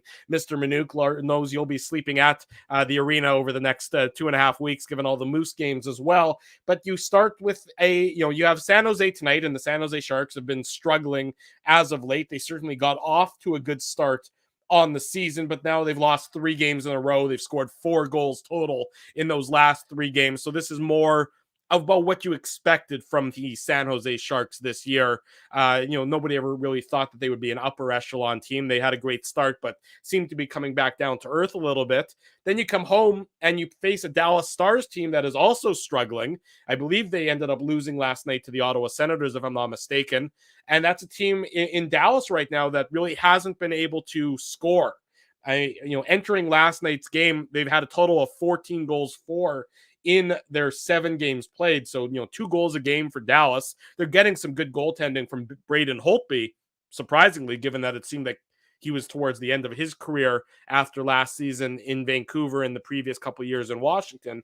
But you have Dallas on Tuesday. You got the Chicago Blackhawks on Friday, 6 days from now. We know that the Blackhawks are winless on the season. So the less said, the better about their struggles. And then the first big test of the Jets season comes next Saturday, when you face the New York Islanders, and obviously we'll talk about that on next Saturday's program. But again, this is still a good opportunity for the Winnipeg Jets. You're facing teams that are below you in the standings. 2 of those 3 teams are division rivals, and you expect to continue to see the good vibes going for the Winnipeg Jets, given the way they've been playing as of late and given their weaker competition tonight, Tuesday, and Friday.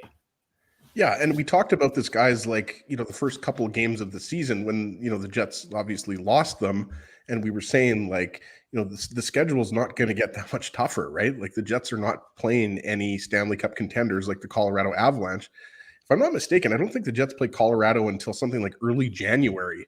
I mean, you guys can correct me if I'm wrong. I know that they don't play them in November, but you just mentioned, Drew, the only real Stanley Cup contender, and the Islanders are a Stanley Cup contender. In fact, this guy picked them to win the Stanley Cup, so obviously that's never going to happen because I've never been right about any of my predictions in the history of the 12 and a half year history of the show. But I mean, that Islanders team, especially with the back-to-back, right, guys? Like they're playing Chicago in the other game of the back-to-back. I mean, the Blackhawks are, say what you want about the Blackhawks, but it's still a tough back-to-back.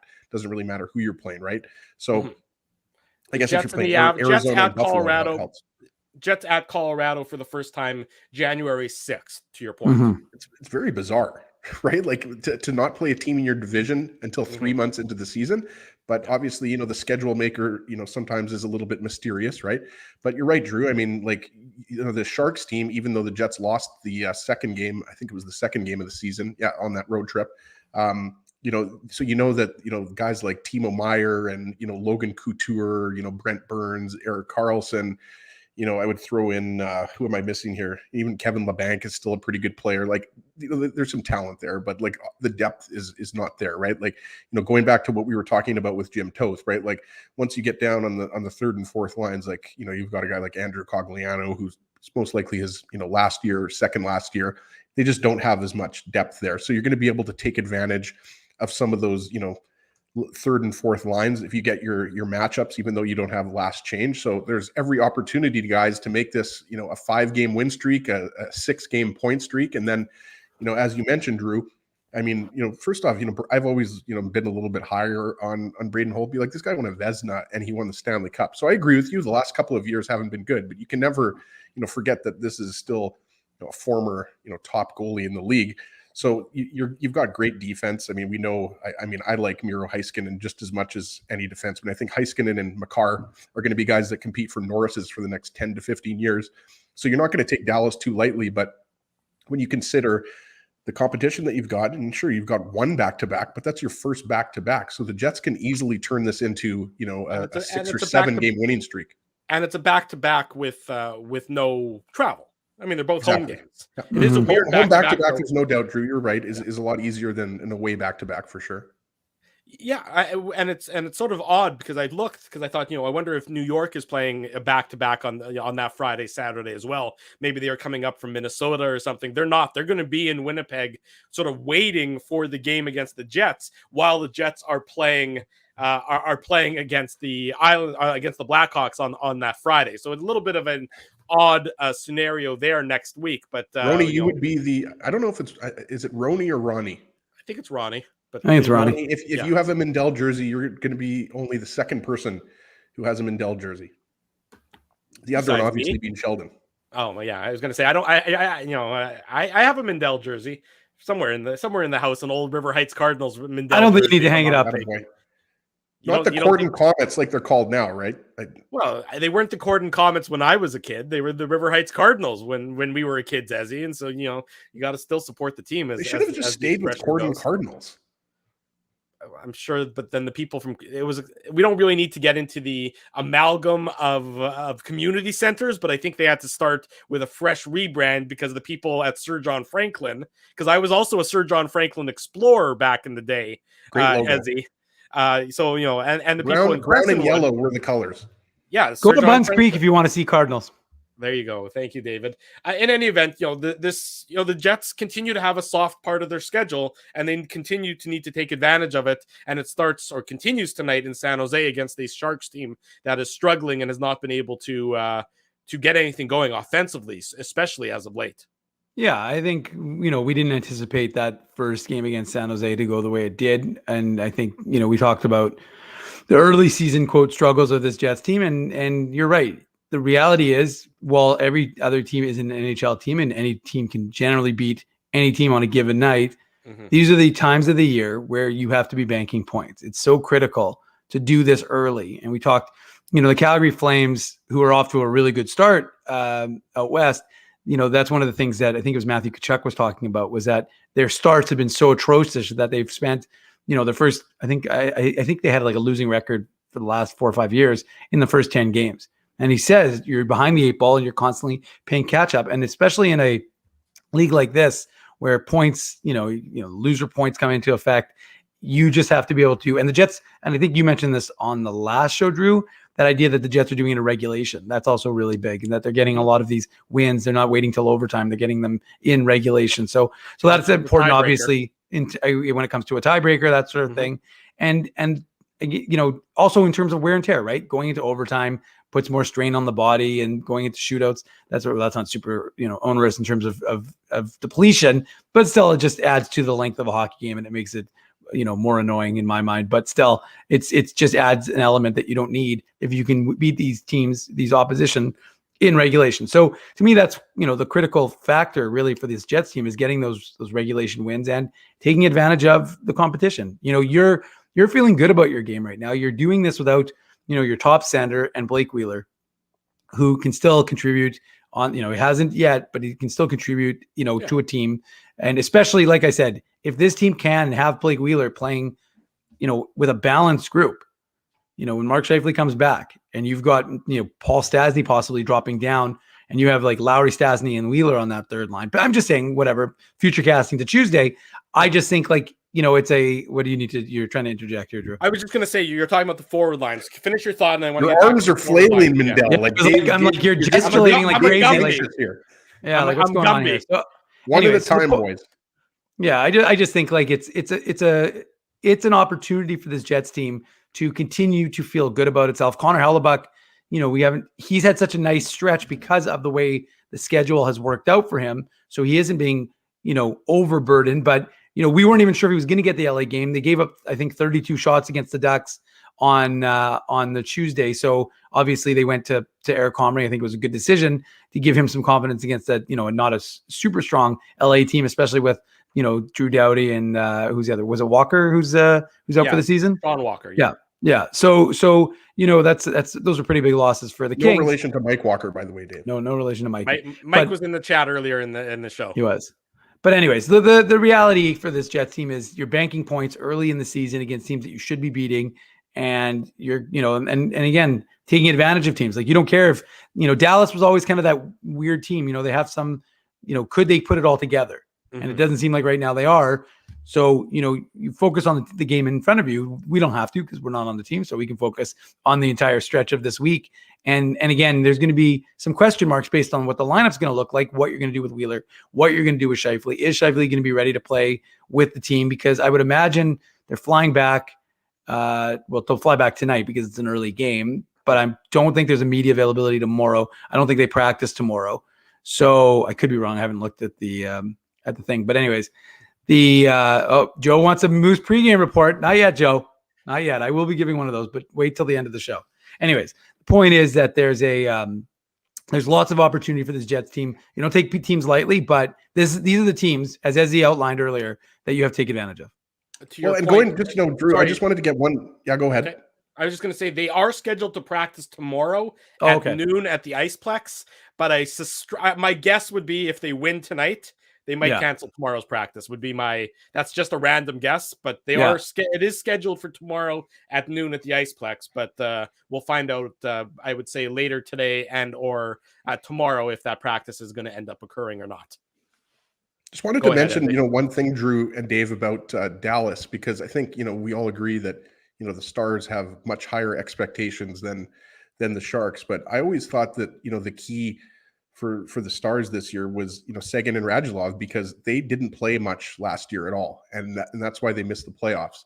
So we know that they're pretty solid in net. I mean, they're not as solid as the Jets, obviously, but, Holtby's giving them some good goaltending.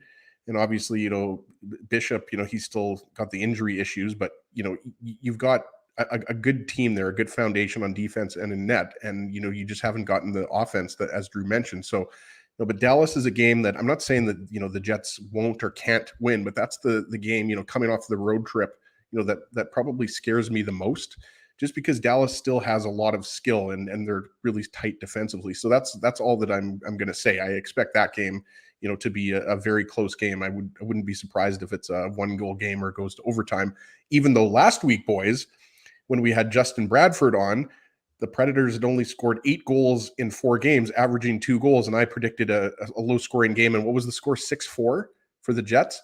So it goes back to what I said earlier about my Islanders Stanley Cup prediction. Basically, whatever I say is most likely the opposite is going to happen. Once in a while, like I, have a right prediction, like once every 7 years. Because I picked the Chicago Blackhawks to win the Cup in, 2015. So I was right about that one. But there's no doubt that the Jets, are in the soft part of their schedule, and hopefully they're going to be able to, extend this 4-game winning streak into a 5, 6, 7 gamer. Well, Dallas, to what I was saying before, they did end up losing at home to Ottawa last night, 4-1. So you can see that the Dallas Stars, not to look ahead of the San Jose Sharks, but the Dallas Stars certainly are struggling. You're welcome, Rob. Wear it with pride. Yeah, there you go. Rob got his Tough Duck toque in the mail, so we'll be giving away another Tough Duck toque on tonight's post-game show, as well as some great prizes from our friends at Bagel Smith, I believe, and other great things. I've got 2 more Moose tickets for tomorrow's game. They've still got 2 Moose tickets. So again, come back tonight, the Illegal Curve post-game show. And we're also going to give a free convertible, Drew. Oh, and a free convertible, 8:45 p.m. tonight here on the Illegal Curve YouTube channel. So come back for that. We'll talk about tonight's game against the Sharks. We'll give away some prizes as well. Reminder, the Illegal Curve game-winning goal contest, that is back as well. That's courtesy our friends at Rumors Restaurant and Comedy Club. We run that through our Twitter feed. Hashtag ICGWG. We'll put out a call on Twitter later on this afternoon saying we now want your submissions to who you think is going to score tonight's game-winning goal. It can be a Jets player. It can be an opponent's player. There's no homerism in this contest. If you choose correctly, you may win tickets to see a great stand-up comedian at Rumors. So, of course, stay tuned to our Twitter feed at Illegal Curve for the Illegal Curve game-winning goal contest. Must use hashtag ICGWG. What I was going to say when I was waving my arms earlier is going back to sort of the Jets forward lines when Scheifele comes back, if he's back on Tuesday.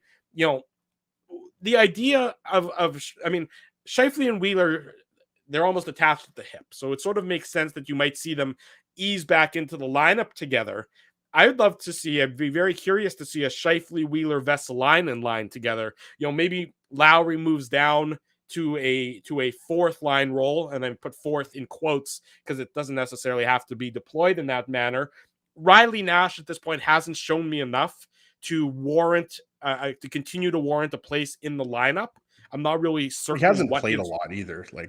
But what's his role? I just don't see why his role can't be fulfilled by somebody, frankly, that's been playing better than him. I mean, right now, if you had to take, I would say of the, including Wheeler in the lineup for tonight, if you had to take one of the 12 forwards out, he would be the guy who's been the least impactful to me, and that he's almost redundant in terms of positioning, especially with Andrew Kopp performing so admirably up the ice at center. I mean, that to me, your centerman, when Scheifele's back in the lineup, should be Dubois, Kopp, Lowry, and Scheifele in no particular order. That to me is the sort of what I'm looking forward to seeing the most, and how Paul Maurice is going to deploy that over the next over Tuesday's game, if that's when Scheifele's ready to get back in the lineup, guys. The top 2 candidates to come out when Scheifele and Wheeler are both back are Nash and Toninato. Those are the 2 guys. I think we would all agree it's going to be one of those 2 guys. I mean, unless you guys disagree. I mean, I would say this much about Nash. I think, we knew that his role on this team was going to be 4th line center, but I think, the big surprise has been he hasn't been getting the PK. He's been getting, second power play unit time, right? With Scheifele and Wheeler out of the lineup. So that's where he's not getting as many minutes. So I'll say that much. But yeah, Drew, if you're talking, I mean, if we're going to go and rank the forwards, I mean, yeah, he's going to be in the bottom 3 of the 11 that are currently, maybe even bottom 2 of the forwards that are currently in the lineup, right? So I'll give you that much, but I would just say that much. Toninato, even though, as I mentioned, I'm obviously, not saying that he hasn't been playing well, because if you were listening earlier, I've really liked what he's done, including on the penalty kill. But, I think what's probably, a bigger focus, more important here, boys, is, who you're going to move down. Scheifele might get eased in, but I mean, he's going to be either your 1st or 2nd line center. We've talked about it. Doesn't really matter. It's 1A, 1B with Dubois. But I do like that idea of having a Lowry, Wheeler, and Stastny 3rd line. I mean, like Stastny has been great. Like the game against Nashville, the 2 goals, that was probably his best game of the season, certainly offensively. But again, I think if you're Maurice, I mean, you're moving puzzle pieces around, and they're all great puzzle pieces, right? Like you don't have a player, like, let's be honest, guys, like going back, 5 or 6 years, when you had like a Matt Halischuk, or, you had a James Wright on the 4th line. Like the Jets are much deeper now. When you're talking about a guy like Riley Nash, say whatever you want about him, he's a good player. And 3 or 4 years ago, he had 15 goals for the Bruins. So I don't care what anybody says. you score 15 goals in the NHL, you're a really good hockey player. It doesn't mean that Nash should be in the top 6. I'm just saying that if Nash is the guy you're taking out, that shows you how much depth you have on the team. That's what I'm saying. So there's definitely going to be some important decisions. I think we'd all agree the one thing that we don't see happening is Dubois, Connor, and Svechnikov, being broken up. Certainly Dubois and Connor as a pair will not be broken up unless they start to struggle. But the way they're playing, it just makes absolutely no sense to break those guys up. So then you have to look at, who fits better, with Scheifele on that top line. And if you're asking me, I right now would probably say Kopp and Ehlers.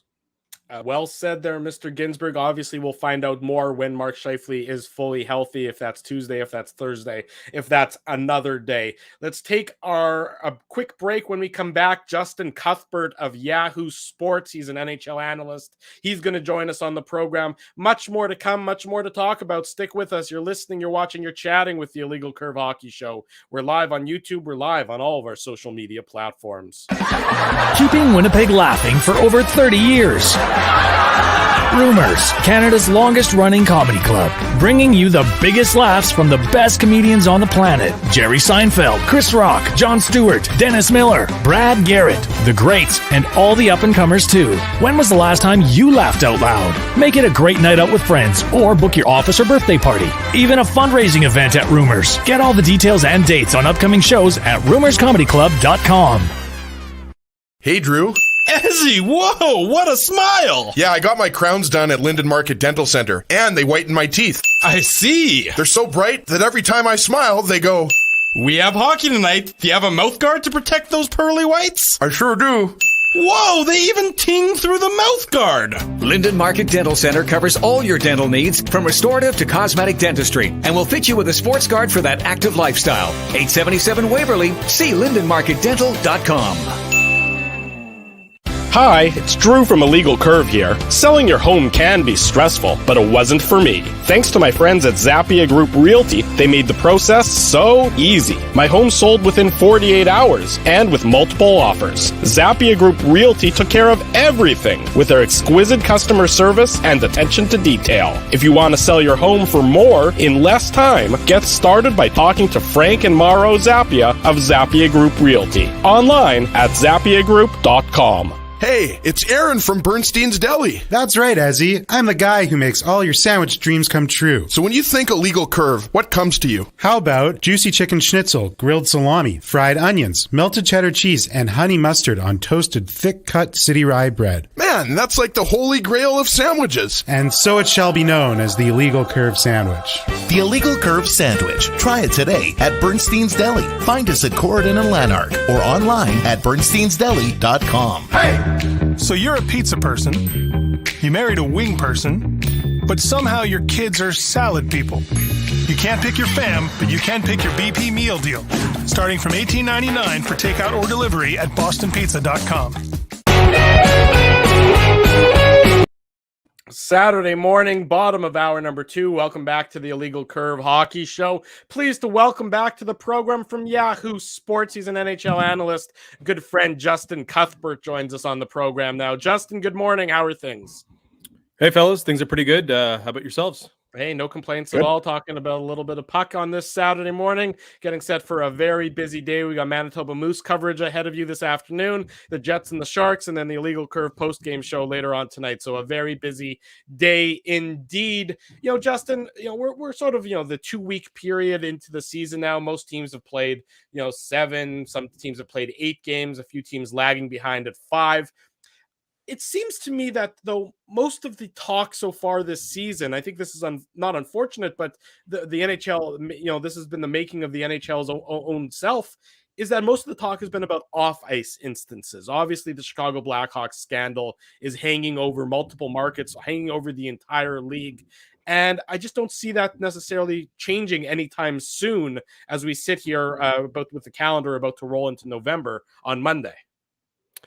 Yeah, I mean, you're definitely right. I mean, I was a little nervous coming on to a Winnipeg-based program because I haven't been able to watch much Winnipeg Jets hockey just for the sheer fact that so many other things have been going on and been taking attention away from what's actually happening on the ice. I mean, there's obviously the stuff that's going on with the Chicago Blackhawks and a far, far less important. There's what could be the imploding of the Toronto Maple Leafs, at least it seems. So my focus has been very narrow on a couple things, but it seems to be like following a little bit of a pattern. Not to say that, or not to make light of it at all, but like, we had the Bill Peters things a couple years ago, Don Cherry. It just seems like we start seasons with some controversy, and it's happening obviously far too much. This is as serious as it gets. It's as serious as it's ever been in the Gary Bettman era. And again, this is another, like we've said a few times, this is something that's going to like help define Gary Bettman's tenure. This right here it's going to take the cake. This is one of the, it is the most serious issue that I've covered in my time covering hockey.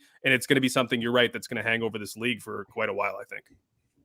Justin, just, getting back to the on the ice, I agree with you. I mean, this is just horrible for everyone involved. Obviously, Kyle Beach, so much courage. So we have to give him tons of props for, going in front of the camera and, revealing that he is the John Doe. But, we obviously want to talk about hockey. That's, why we all, got into this business.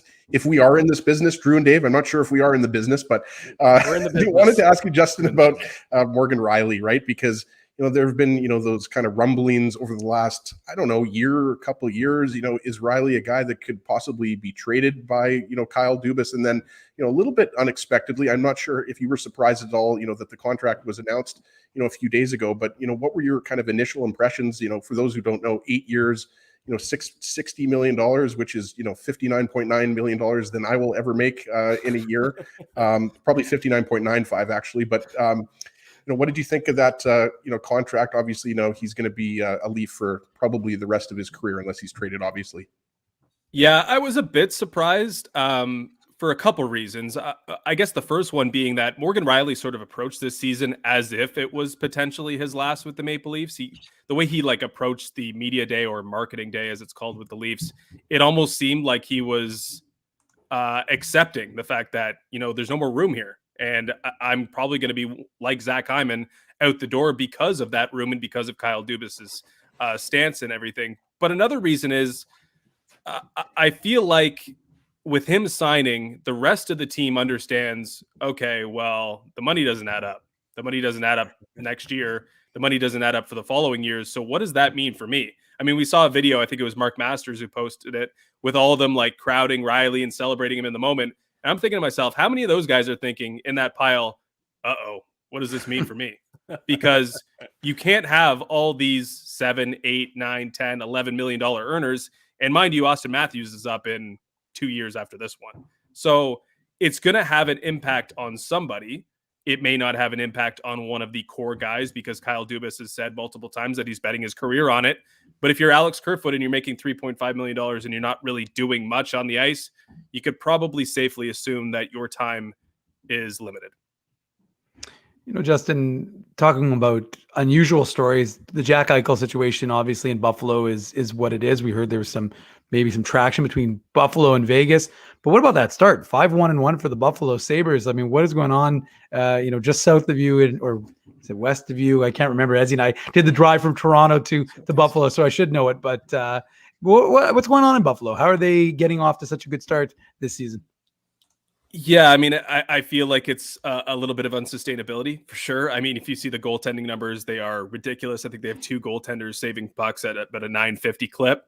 And they are 2 goaltenders that, if it weren't for the Buffalo Sabres, they probably wouldn't even be in the league anymore. Craig Anderson has already tried to retire, and Dustin Tokarski has been in and out of the league, obviously. So that seems totally unsustainable. But I will say, it's really, once you dig yourself a hole, it's hard to get out. If you don't dig yourself a hole, maybe you can stay on level ground for a little while. And I think the fact that they've won so many games to start, I believe 5 of 7 and points in 6 of 7. I mean, it's hard for you to dig yourself into that ditch at that point. We have seen the Buffalo Sabres do that, so I should be careful with my words. I believe a couple years ago, maybe 3 or 4, they started out really strong, maybe first place near U.S. Thanksgiving, something along that, if my memory serves me correctly. Yeah. But it is a lot easier to stay on level ground if you don't dig yourself that ditch really early. And maybe that leads to a respectable season for the Buffalo Sabres, or at least a season in which they play for each other and they're not worried about what's going on with Jack Eichel. We shall see if a trade, what impact that will have on it, but it doesn't really matter because that Jack Eichel era seems to be over, and this franchise looks to be moving forward under Don Granato, and surely he's doing a pretty good job right now. Although show you two 950 goaltenders, I'll show you a good coach. It's amazing how that sort of works copacetic with one another. You're absolutely right, Justin. Justin Cuthbert of Yahoo Sports is our guest on the Illegal Curve Hockey Show Saturday morning. We're live on our YouTube channel. Justin, the Winnipeg Jets 4-2-1 through their first 7 games. They're on a 4-game winning streak. The Calgary Flames 5-1-1 through their first 7 games. They're on a 5-game winning streak. The Edmonton Oilers 5-1 after they started 5-0. So the 3 Western Canadian teams, with all due respect to Vancouver, we'll leave them out of this question right now, are performing pretty well as of late. If you had to choose one of Winnipeg, Calgary, and Edmonton, who has the most staying power throughout the entirety of the season and into the playoffs? It's an interesting question because I did take the Winnipeg Jets to go to the Western Conference Final. I just thought that they could be sort of the fly in the ointment there in the Central Division. But in terms of which team I think will perform best across an 82-game season, I do think that's Connor McDavid and the Edmonton Oilers. I really, really like what they've done, at least from a forward perspective in the offseason. Obviously, getting Zach Hyman, I know firsthand how much of a positive effect he can have on a team. And it doesn't seem to matter which line he's playing on, if he's playing with Connor McDavid or not, he's having that impact. I think he's got 6 goals in his 7 games. I don't think the Vegas line was 32, and I was going to play it under. But then it was so fully juiced, I was just like, okay, I'll stay away from it. So I thank all the other bettors for betting that under. It looks like he's going to get 30 pretty easily on that team. But even Derek Ryan, I mean, one of the things that's plagued the Oilers in recent season is getting from one McDavid shift to the next McDavid shift. And he's just a guy that does the simple things and makes a third line or fourth line function that much better. I think this is the best forward group we've seen out of them, bar none. Dylan Holloway could be around the corner. I believe he had some sort of surgery and he might be a mid-season guy. Like, they are really, really powerful up front. And of course they have the differentiator in McDavid and, to a slightly lesser extent, Leon Draisaitl. But the biggest thing for them is Evan Bouchard, his emergence. I mean, we're so much hand-wringing about Duncan Keith and Cody Ceci and what that might mean for them. Cody Ceci and Tyson Barrie just failed the Maple Leafs 2 years ago with what was the worst right side that they've put together in the recent 5-6 year history. So what are you trying to repeat history? You're trying to be like the Leafs were that year? I don't think that was the right move, but it doesn't matter because Evan Bouchard is now playing top end minutes with Darnell Nurse, and they look like a legitimate number 1 pairing. So all that worry about Keith, all that worry about Ceci, it doesn't really matter when the former 9th, 10th overall selection, meets that pedigree. And that's what Evan Bouchard seems to be doing, at least early on this season.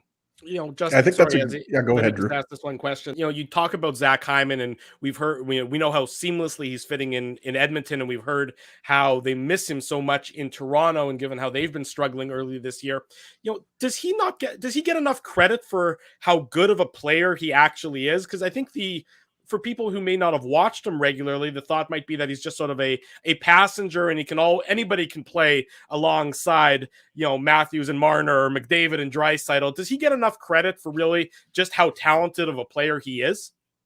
Well, I think Leaf fans are trying to discredit him now, which is an interesting sort of natural reflex, I guess. But I do think by the end of his tenure, he was getting that credit. I mean, we were seeing TSN panels talk about Olympic teams, which was a little bit too far, but you know what? If you did throw him on that team, I don't think anything bad would happen, to be honest. I think he'd fit right in and they'd be fine.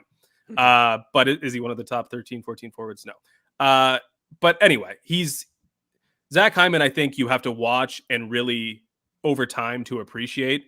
And this is a guy also who's gotten better every single year, it seems. And that looks like it's no different this year because he's got a little bit more of that goal scoring touch. It is easy to get those tap ins when McDavid literally puts it on a tee for you. But it seems like this is a guy that only continues to get better. And when you're signing a long-term contract, that's something that's going to resonate with fans, is that you keep growing into your role. And it looks like Zach Hyman can do that at least for a couple more years. So Justin, I know we're kind of, jumping all over the place, but you cover, the NHL, even though, you're based in Toronto and cover the Leafs. So, I'm going to throw in maybe a bit of a random team to you here, but, sticking in that Atlantic division, the Detroit Red Wings, I think those are one of those, surprising teams, because at this time of the year, Drew mentioned we're only, 7, 8, 9 games into the season. One player that, has definitely surprised me how successful he's been early on is Lucas Raymond. And, obviously Tyler Bertuzzi is another guy leading the Wings, in scoring. But, you look at that team, and not only are they a fun team to watch, but they can score goals.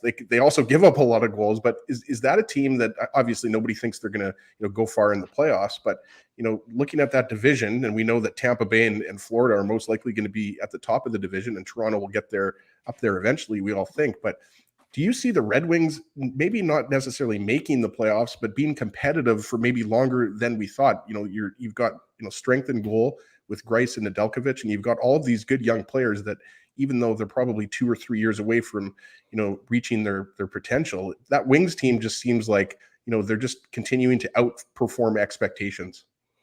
Yeah, I'm excited to see them tonight. I'm going to be able to get down to Scotiabank to watch them. They're playing the Leafs tonight. Yeah, I haven't dug in too much onto them, but you can't not see the highlights. And Tyler Bertuzzi, Lucas Raymond, it looks like they've got something pretty special, at least from a core perspective. But looking back at their offseason is sort of how you started that question. It's like, okay, they're one of the teams that had an objectively positive offseason, but could they have had a better offseason? Probably. I mean, it's easy to have good off seasons when there's no salary cap restraints, or you're not trying to ice a competitive roster just yet. But this seems like it's, Steve Yzerman purposely taking his time. Like I am so comfortable in my job security that I'm not going to rush anything because I want to make sure every step of the way. And that, if I was a fan of the team, I think I would be a little bit frustrated by that. But then you get the start to this season, you see Lucas Raymond and Morris Seider, and you see that, hey, we just got Alex Nedeljkovic for very little. And I don't know if he's going to be their number one goaltender moving forward, but at least he could be a quality backup, it seems, or a 1B or a 1A for a 1B. So I think you just have to sort of sit back and appreciate what you get. And it looks like they've got some really strong pieces in place that are going to have the opportunity to grow. And we just mentioned Evan Bouchard. And they have got another player on that team in the Edmonton Oilers with Jesse Puljujarvi. And they were so close to messing it up with Jesse Puljujarvi. Like it was at the brink of disaster, it seemed, with him wanting out and him being spoiled as a former number 4 overall pick. That didn't happen with Evan Bouchard. And that's because of Ken Holland. And I think there's some Ken Holland in Steve Yzerman. And I think he's taking that long approach. He's fortunate to have the ability to take that long approach because he, of course, is Steve Yzerman, and he has that respect around the league and, of course, inside that organization. So do I think it's going to continue? Not necessarily, but do I think this is going to be an immensely positive year for that team? Yeah, and I think next year will be even better. Well, Justin, from the Atlantic to the Metro, got to talk about that 7-0 Carolina Hurricanes team, and one player that Leafs fans would be familiar with, Frederik Andersen. What he's accomplished, I believe he has 6 of the 7 wins for Carolina right now. So he's going to win the Vezina this year, folks, Dave. What's that? He's going to win the Vezina this year. Well, but how much are folks, in Toronto lamenting, his departure and seeing what he's doing now with the Hurricanes? Well, speaking of former Leafs, Leaf fans are trying to discredit Freddie Andersen would be at the top of that list. I didn't like how it went down with Freddie last year. I mean, this is a guy who, maybe he's not the goaltender for that situation. I feel like the conditions that you get in Carolina are far more beneficial to a player like Freddie Andersen or a goaltender like Freddie Andersen. But this is a guy who was not right last year and played through injury, played through less than ideal circumstances in a contract year. And it cost him. It cost him millions and millions of dollars because he took the crease so that Jack Campbell could get healthy. And then once Jack Campbell could play some games, he went and got his body right. And we know what happened with Jack Campbell. He took the ball and he ran with it. So it forced Freddie into a difficult spot, but it was sort of a perfect storm that led to Jack Campbell being in the net for the Maple Leafs. And now it's a perfect storm for him because he ended up with the Carolina Hurricanes, who have made goaltenders routinely look good, at least since Ron Francis left. He had some problems getting good goaltending there. But since that team has taken that step, we saw David Ayres have a good start with them. So I feel like Freddie Andersen is in the perfect spot. He's making just short of $5 million. That's a little less than he made last year, but this is the spot for him to have success. And I mean, I don't think there's any doubt about that. So I'm really happy for him. I think it's the perfect spot for him to sort of haunt Maple Leaf fans at a distance. Justin, we'll let you go on this final question. Justin Cuthbert, Yahoo Sports NHL analyst, is our guest. Of the following preseason Stanley Cup contenders, the Islanders, they're 3-2-1 through their first 6 games. The Lightning 4-3-1 through their first 8 games. The Avalanche are 3-4-0, and the Vegas Golden Knights are 4-4-0. So none of those 4 teams are off to what you would call as exceptional starts, or even really, I would say, good starts. Of those 4, is there any one that you're more concerned about turning it around than the other? I think you got to be concerned about the Vegas Golden Knights. I mean, yeah, it's probably not going to be an issue with Mark Stone and Max Pacioretty 5 months from now, but we talked about the starts and how important they are, and they look to be like they're going to be fighting it for a large majority of this season. And the expectation, at least my expectation, was that they'd run away with the division, put themselves in position, probably make another splash, because we know how bad their ownership and that management team wants to win. I thought they would be in like a really power position, but it seems like that's not going to be possible with the way the Edmonton Oilers are playing, the way the Calgary Flames are playing, and just the issues that they're dealing with right now. Tampa, I'm not worried about in the slightest. We know what they were going to do. We knew they were going to be in cruise control. They're going to slide into the third, probably knock the Leafs off in the first round, and we'll see what happens from there. The Islanders, again, well-oiled machine, not really concerned about them. Colorado Avalanche are different, though. They didn't have a good offseason. They've had an objectively bad offseason. They lost some talent. Things are becoming a little bit more difficult there to build a contender, because you've had to pay all the guys that have made that team special. So how do they react to that? Can they fix things along the way? We shall see. They're going to be a good team. They're going to be involved in it, but were they as good as the last couple of years where they failed to make best use of it? I'm not really sure. So I think the Islanders, I mean, they were my Stanley Cup pick. I think they're going to be there. I think the Lightning are going to be there. That could be the Eastern Conference Final. I think Colorado is going to be there, but the Vegas Golden Knights, the way the other teams are playing the Pacific, the way they're battling with adversity right now, the way they're talking about bringing in a guy with an injured neck, maybe it's not the year for them. Justin Cuthbert covers the NHL for Yahoo Sports. Justin, always appreciate your time. Always appreciate your insight. Thanks so much for joining us this morning. Enjoy tonight's Leafs and Red Wings contest. Cheers, guys. Enjoy another hockey Saturday. Thanks, Justin. Cheers, Justin. Thanks a lot. Let's take our final break. When we come back, Dave will give a preview about the Moose and the Iowa Wild later on today and tomorrow afternoon. And, of course, we'll talk a little bit about the off-ice issues surrounding the Winnipeg Jets and general manager Kevin Cheveldayoff. Stick with us. Much more to come. You're listening, you're watching, you're chatting with the Illegal Curve Hockey Show. We're live on YouTube and all of our social media platforms. Keeping Winnipeg laughing for over 30 years. Rumors, Canada's longest-running comedy club, bringing you the biggest laughs from the best comedians on the planet. Jerry Seinfeld, Chris Rock, Jon Stewart, Dennis Miller, Brad Garrett, the greats, and all the up-and-comers too. When was the last time you laughed out loud? Make it a great night out with friends, or book your office or birthday party. Even a fundraising event at Rumors. Get all the details and dates on upcoming shows at rumorscomedyclub.com. Hey, Drew. Ezzy, whoa, what a smile! Yeah, I got my crowns done at Linden Market Dental Center, and they whitened my teeth. I see. They're so bright that every time I smile, they go, "We have hockey tonight. Do you have a mouth guard to protect those pearly whites?" I sure do. Whoa, they even ting through the mouth guard. Linden Market Dental Center covers all your dental needs, from restorative to cosmetic dentistry, and will fit you with a sports guard for that active lifestyle. 877 Waverly. See lindenmarketdental.com. Hi, it's Drew from Illegal Curve here. Selling your home can be stressful, but it wasn't for me. Thanks to my friends at Zappia Group Realty, they made the process so easy. My home sold within 48 hours and with multiple offers. Zappia Group Realty took care of everything with their exquisite customer service and attention to detail. If you want to sell your home for more in less time, get started by talking to Frank and Mauro Zappia of Zappia Group Realty. Online at zappiagroup.com. Hey, it's Aaron from Bernstein's Deli. That's right, Ezzy. I'm the guy who makes all your sandwich dreams come true. So when you think Illegal Curve, what comes to you? How about juicy chicken schnitzel, grilled salami, fried onions, melted cheddar cheese, and honey mustard on toasted thick-cut city rye bread? Man, that's like the holy grail of sandwiches. And so it shall be known as the Illegal Curve Sandwich.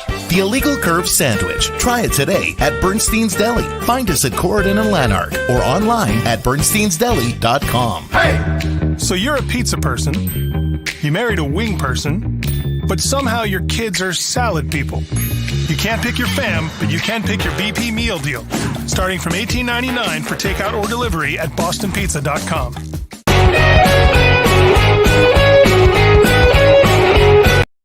10 minutes before the top of the hour, welcome back to the Illegal Curve Hockey Show. Reminder, the Illegal Curve post-game show goes later tonight, right around 8:45, maybe 8:50, depending on when the game ends. Come back here. Depends on when Ezzy and I turn it on. That's true. You guys have the power. You can do as you please. Join Dave, join Ezzy tonight following the Jets and the Sharks. They'll have complete coverage of tonight's contest. The game is, of course, a 4 o'clock local start time in San Jose, so no pregame skate today, so you'll hear from Jets head coach Paul Maurice later on this afternoon. We'll have all that news available on our website, illegalcurve.com. The Manitoba Moose are in action today and tomorrow against the Iowa Wild.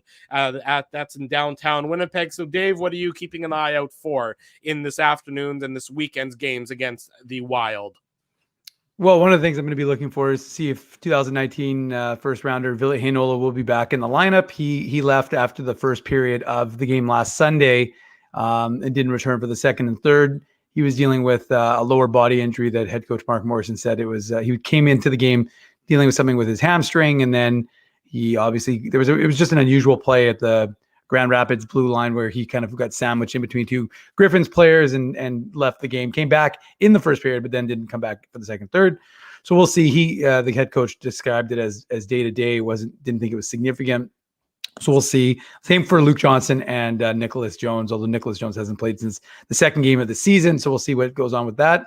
It'll be interesting. I think, the Moose have a bit of a unusual situation in that they've got two very good goaltenders now with Burden and Holm, and it'll be interesting to see the way they've got that, because a lot of the prevailing wisdom was that Mikkel Burden would be getting the lion's share of starts. I still think he'll get more, but the Jets have this draft pick of theirs from the sixth rounder in Arvid Holm. I think he's a big solid goaltender, and he spoke about the challenges of switching over from the Swedish Hockey League to North American game and the differences and how it kind of impacted him in training camp. I thought it was really revealing when he spoke after the game last Sunday, when he picked up his first win in the American Hockey League. In addition to that, he also got his first point. He picked up a secondary assist in the game. So, it'll be interesting to see what happens. And, of course, you've got all the young talent, Cole Perfetti and David Gustafson, and mostly on the back end in terms of what the Jets do. So, I mean, it's always it's interesting. And, Iowa has been depleted because Minnesota is dealing with a COVID situation. Mm-hmm. So, a lot of guys who probably would have been with the Iowa Wild, I should say, are up with the big parent club in Minnesota. So you might have a little bit of a different look to this Iowa Wild team, which again affords the Moose an opportunity to continue to get these players developmental time, right? And I spoke about it last week when Heinola went down. Johnny Kovacevic was playing both sides. He played with Lundmark, and he was playing with, was it Chisholm? I can't remember. I think so. So the truth is that there's lots of opportunity. I thought Lundmark was an interesting prospect to watch, the 2019 second rounder. He was doing some things, getting some second power play time. So lots to look forward to. We're gonna have 4 people in the stands from tickets we gave away in the last week, and we've got Tico Napoli, whose birthday, I think he said his 55th birthday is tomorrow. He's going to the game. He's got 2 tickets, and I've got 2 more to give away tonight. So make sure you join Ezzy and I on the post-game show so we can give away 2 tickets to the Moose game. If you can go to the Moose game, you can also send me an email, Dave@illegalcurve, or send me a DM, IC Dave, and let me know you want to go, and I will I'll see who I can hook up for 2 tickets. Very nice seats, actually. I think they're dead center, so like 9th row dead center. So good seats. You'll enjoy the game. You'll watch Jets draft picks develop, and I think it's always a good way to spend an afternoon. No question about it. You can wear your Halloween costume tomorrow, given that it is Halloween, and maybe even Ezzy will lend out that mask that he's been wearing and off and on throughout the course of the program. It's a great mask, Ezzy. We're very proud that you've been able to wear that mask throughout the whole show. Do you like scary movies, Drew? I don't like scary movies, in fact, and it's not one of my genres of movie that I will choose to generally watch. I'm a bit of a fraidy cat. How about you? Do you like scary movies, Mr. Ginsburg? I actually don't really like scary movies. I hate them. Never. Like I find Dave that anytime I watch a scary movie, like Saw was on recently, like the original Saw. I don't know if you guys have ever seen that movie. No, I don't watch that stuff. But I watched it I only watched TV. I think I stopped at Chucky. Oh, Chucky. What about The Bride of Chucky? There's now a Chucky TV show. I saw. I think like maybe the Nightmare on Elm Street, because of course when Darren Helm plays in town, the Nightmare on Helm Street. That was a great blog. But no, I never really. I hate those kind of movies. Yeah, I was going to say, every time I watch one of those scary movies, it's almost always like late at night, especially now because I don't watch TV until my kids go to bed. They don't go to bed that late, but usually 8 to 8:30 is when I first put on Squid Game. Drew, as you know, I've watched that series 4 times. Usually, if I watch a scary movie before bed, I have nightmares, and I don't like nightmares. I like to have happy dreams. Okay, well, we appreciate that, knowing that. So people, if you were going to buy Ezzy a box set of scary movies, don't do that. He doesn't like having scary dreams. He prefers to have nice, warm, and fuzzy dreams. Unicorns and rainbows, Drew. Unicorns and rainbows. That's your middle name, Mr. Ginsburg. We haven't, on today's show, we haven't talked about the Kevin Cheveldayoff situation. We talked about it a lot on the post-game shows on Tuesday and on Thursday. I've said my piece. I've been up on my soapbox. You can agree with me. You can disagree with me. That's perfectly reasonable. It's a free world. There's a lot of people who agreed with me, and there's a lot of people who disagreed with me. I didn't respond to them on Twitter because it's frankly just not worth getting into the debate. To me, I'm surprised that there was no punishment at all. I'll give Dave acknowledgement in that he said that he didn't think there was going to be any punishment. He said that on Thursday's post-game show. I'm surprised by that, and we'll hear from Kevin Cheveldayoff and we'll hear from Mark Chipman supposedly sometime next week, and I certainly look forward to hearing from them directly. I thought the statement, and again, I didn't want to get deep into it on today's show. We've talked about it more than enough. You can go back to Tuesday and Thursday's postgame to see my comments. I just thought that the fact that there wasn't the word sorry in the comment from Kevin Cheveldayoff and the statement released from Cheveldayoff yesterday that bothered me a lot. The fact you mean the one he had zero impact on crafting? Then don't put it. Yeah, I understand what you're saying, and a lot of people said that the lawyers put it together. Yeah, it was released under your name. It's your words, as far as I'm concerned. I know that there's legalities and everything else, and everybody on the internet is an armchair lawyer. I get all of that, but to me, to not have the word sorry in there is what bothered me. It really did bother me, just that the fact that the word sorry wasn't in there at all. I'm not, I said this on Twitter, do not underestimate the close ties between Mark Chipman and Gary Bettman in how this absence of a punishment was handed out. I think that the influence that Mark Chipman has with regard to, and the friendship that he has with regard to Gary Bettman played a role here. And I want to hear the word sorry, and I want to hear it come from Kevin Cheveldayoff, because without it, it really does. It bothers me on the inside, and I'm not just doing some performative theater here where I'm getting up on my high horse. The fact that the word sorry isn't in there bothers me. Well, I think, first off, when you're talking about, that statement that was released, I would have preferred, and I think a lot of people would have preferred to see something on video, right? Like with all the video that's out there, guys, like with phones and everything like that, everyone's got a camera on their phone. Obviously, the Jets have, a communications department, so they wouldn't just shoot it on a phone. It would be, shot in the highest definition. But my point is, that is something that I would have rather seen Chevy come in front of a camera and say sorry. And he said, I think it was something like what was it? I'm pulling it up here. I want to express my support and empathy for Kyle Beach and everything he's gone through.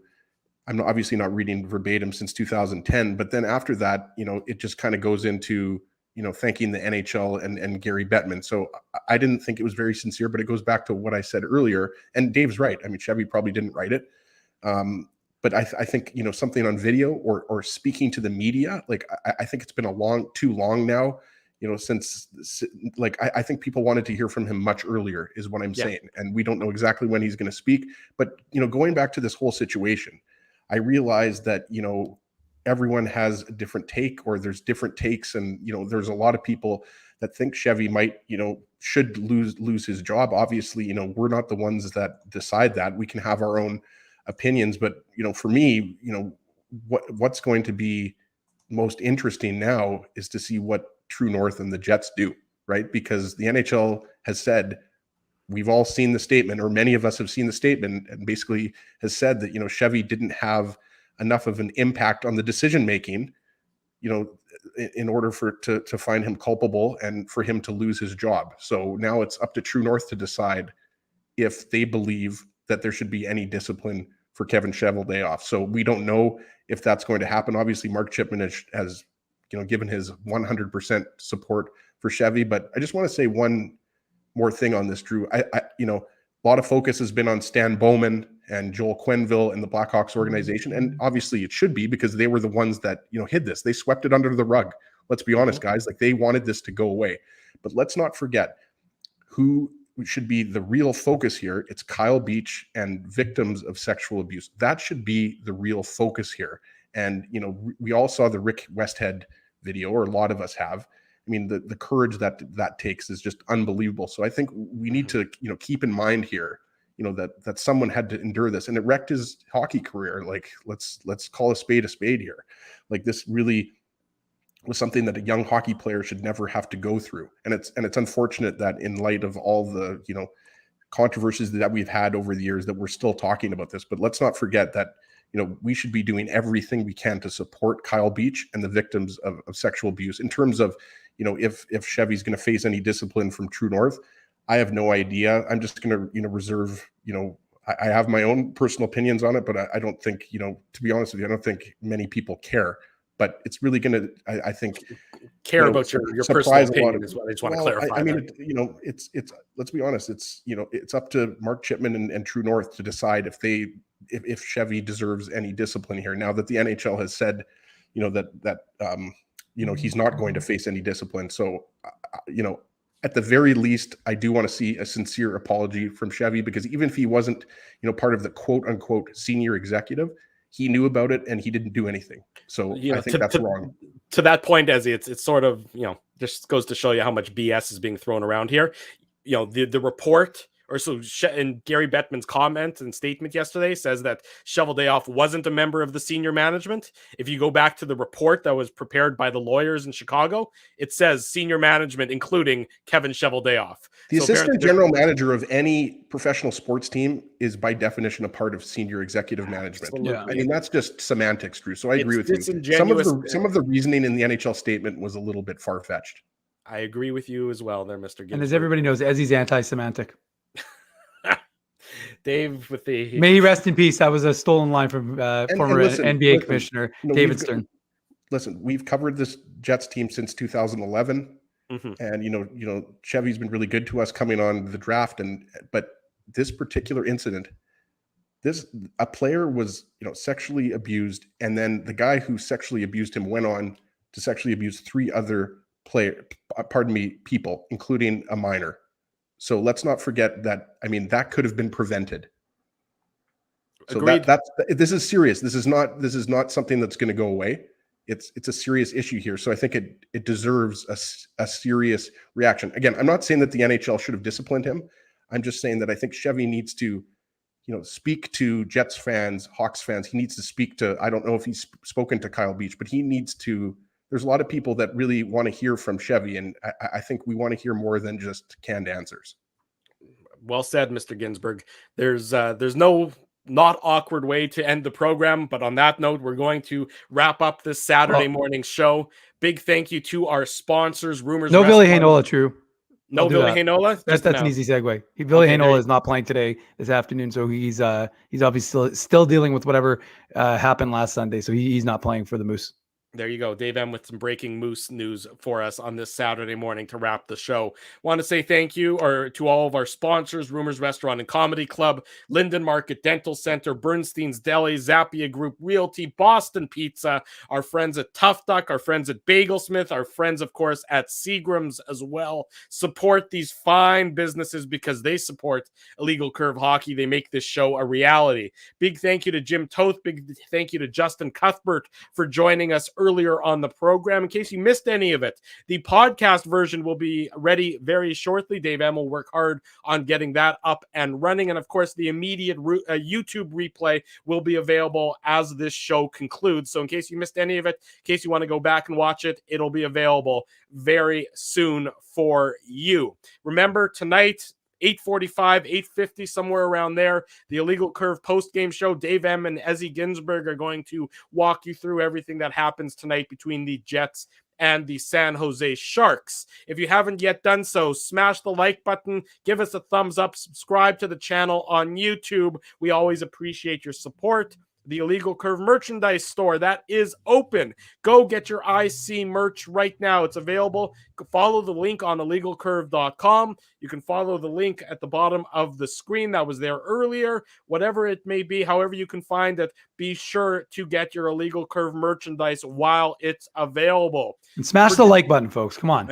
I said yeah. Smash the like I know, button. but still, Dave's I want to emphasizing it. reinforce that, Drew. Exactly. Smash that Or like smash button. the unlike button if you didn't like the show. No, we prefer not that. I'm the only one who gets to smash the unlike button, and that's when you keep wearing that stupid mask throughout the course of the. Drew, program. I'd like to think everybody likes us. I think a lot of people like us, but not everybody likes us. So we have to encourage dislikes as well. That's true. You're an equal opportunity individual there, Mr. Ginsburg. That's very sweet of you. For Dave Manouk in the top right, for Ezra Ginsburg in the bottom middle, I'm your host, Drew Mindell. If it's Saturday, it's the Illegal Curve Hockey Show live on YouTube and all of our social media platforms.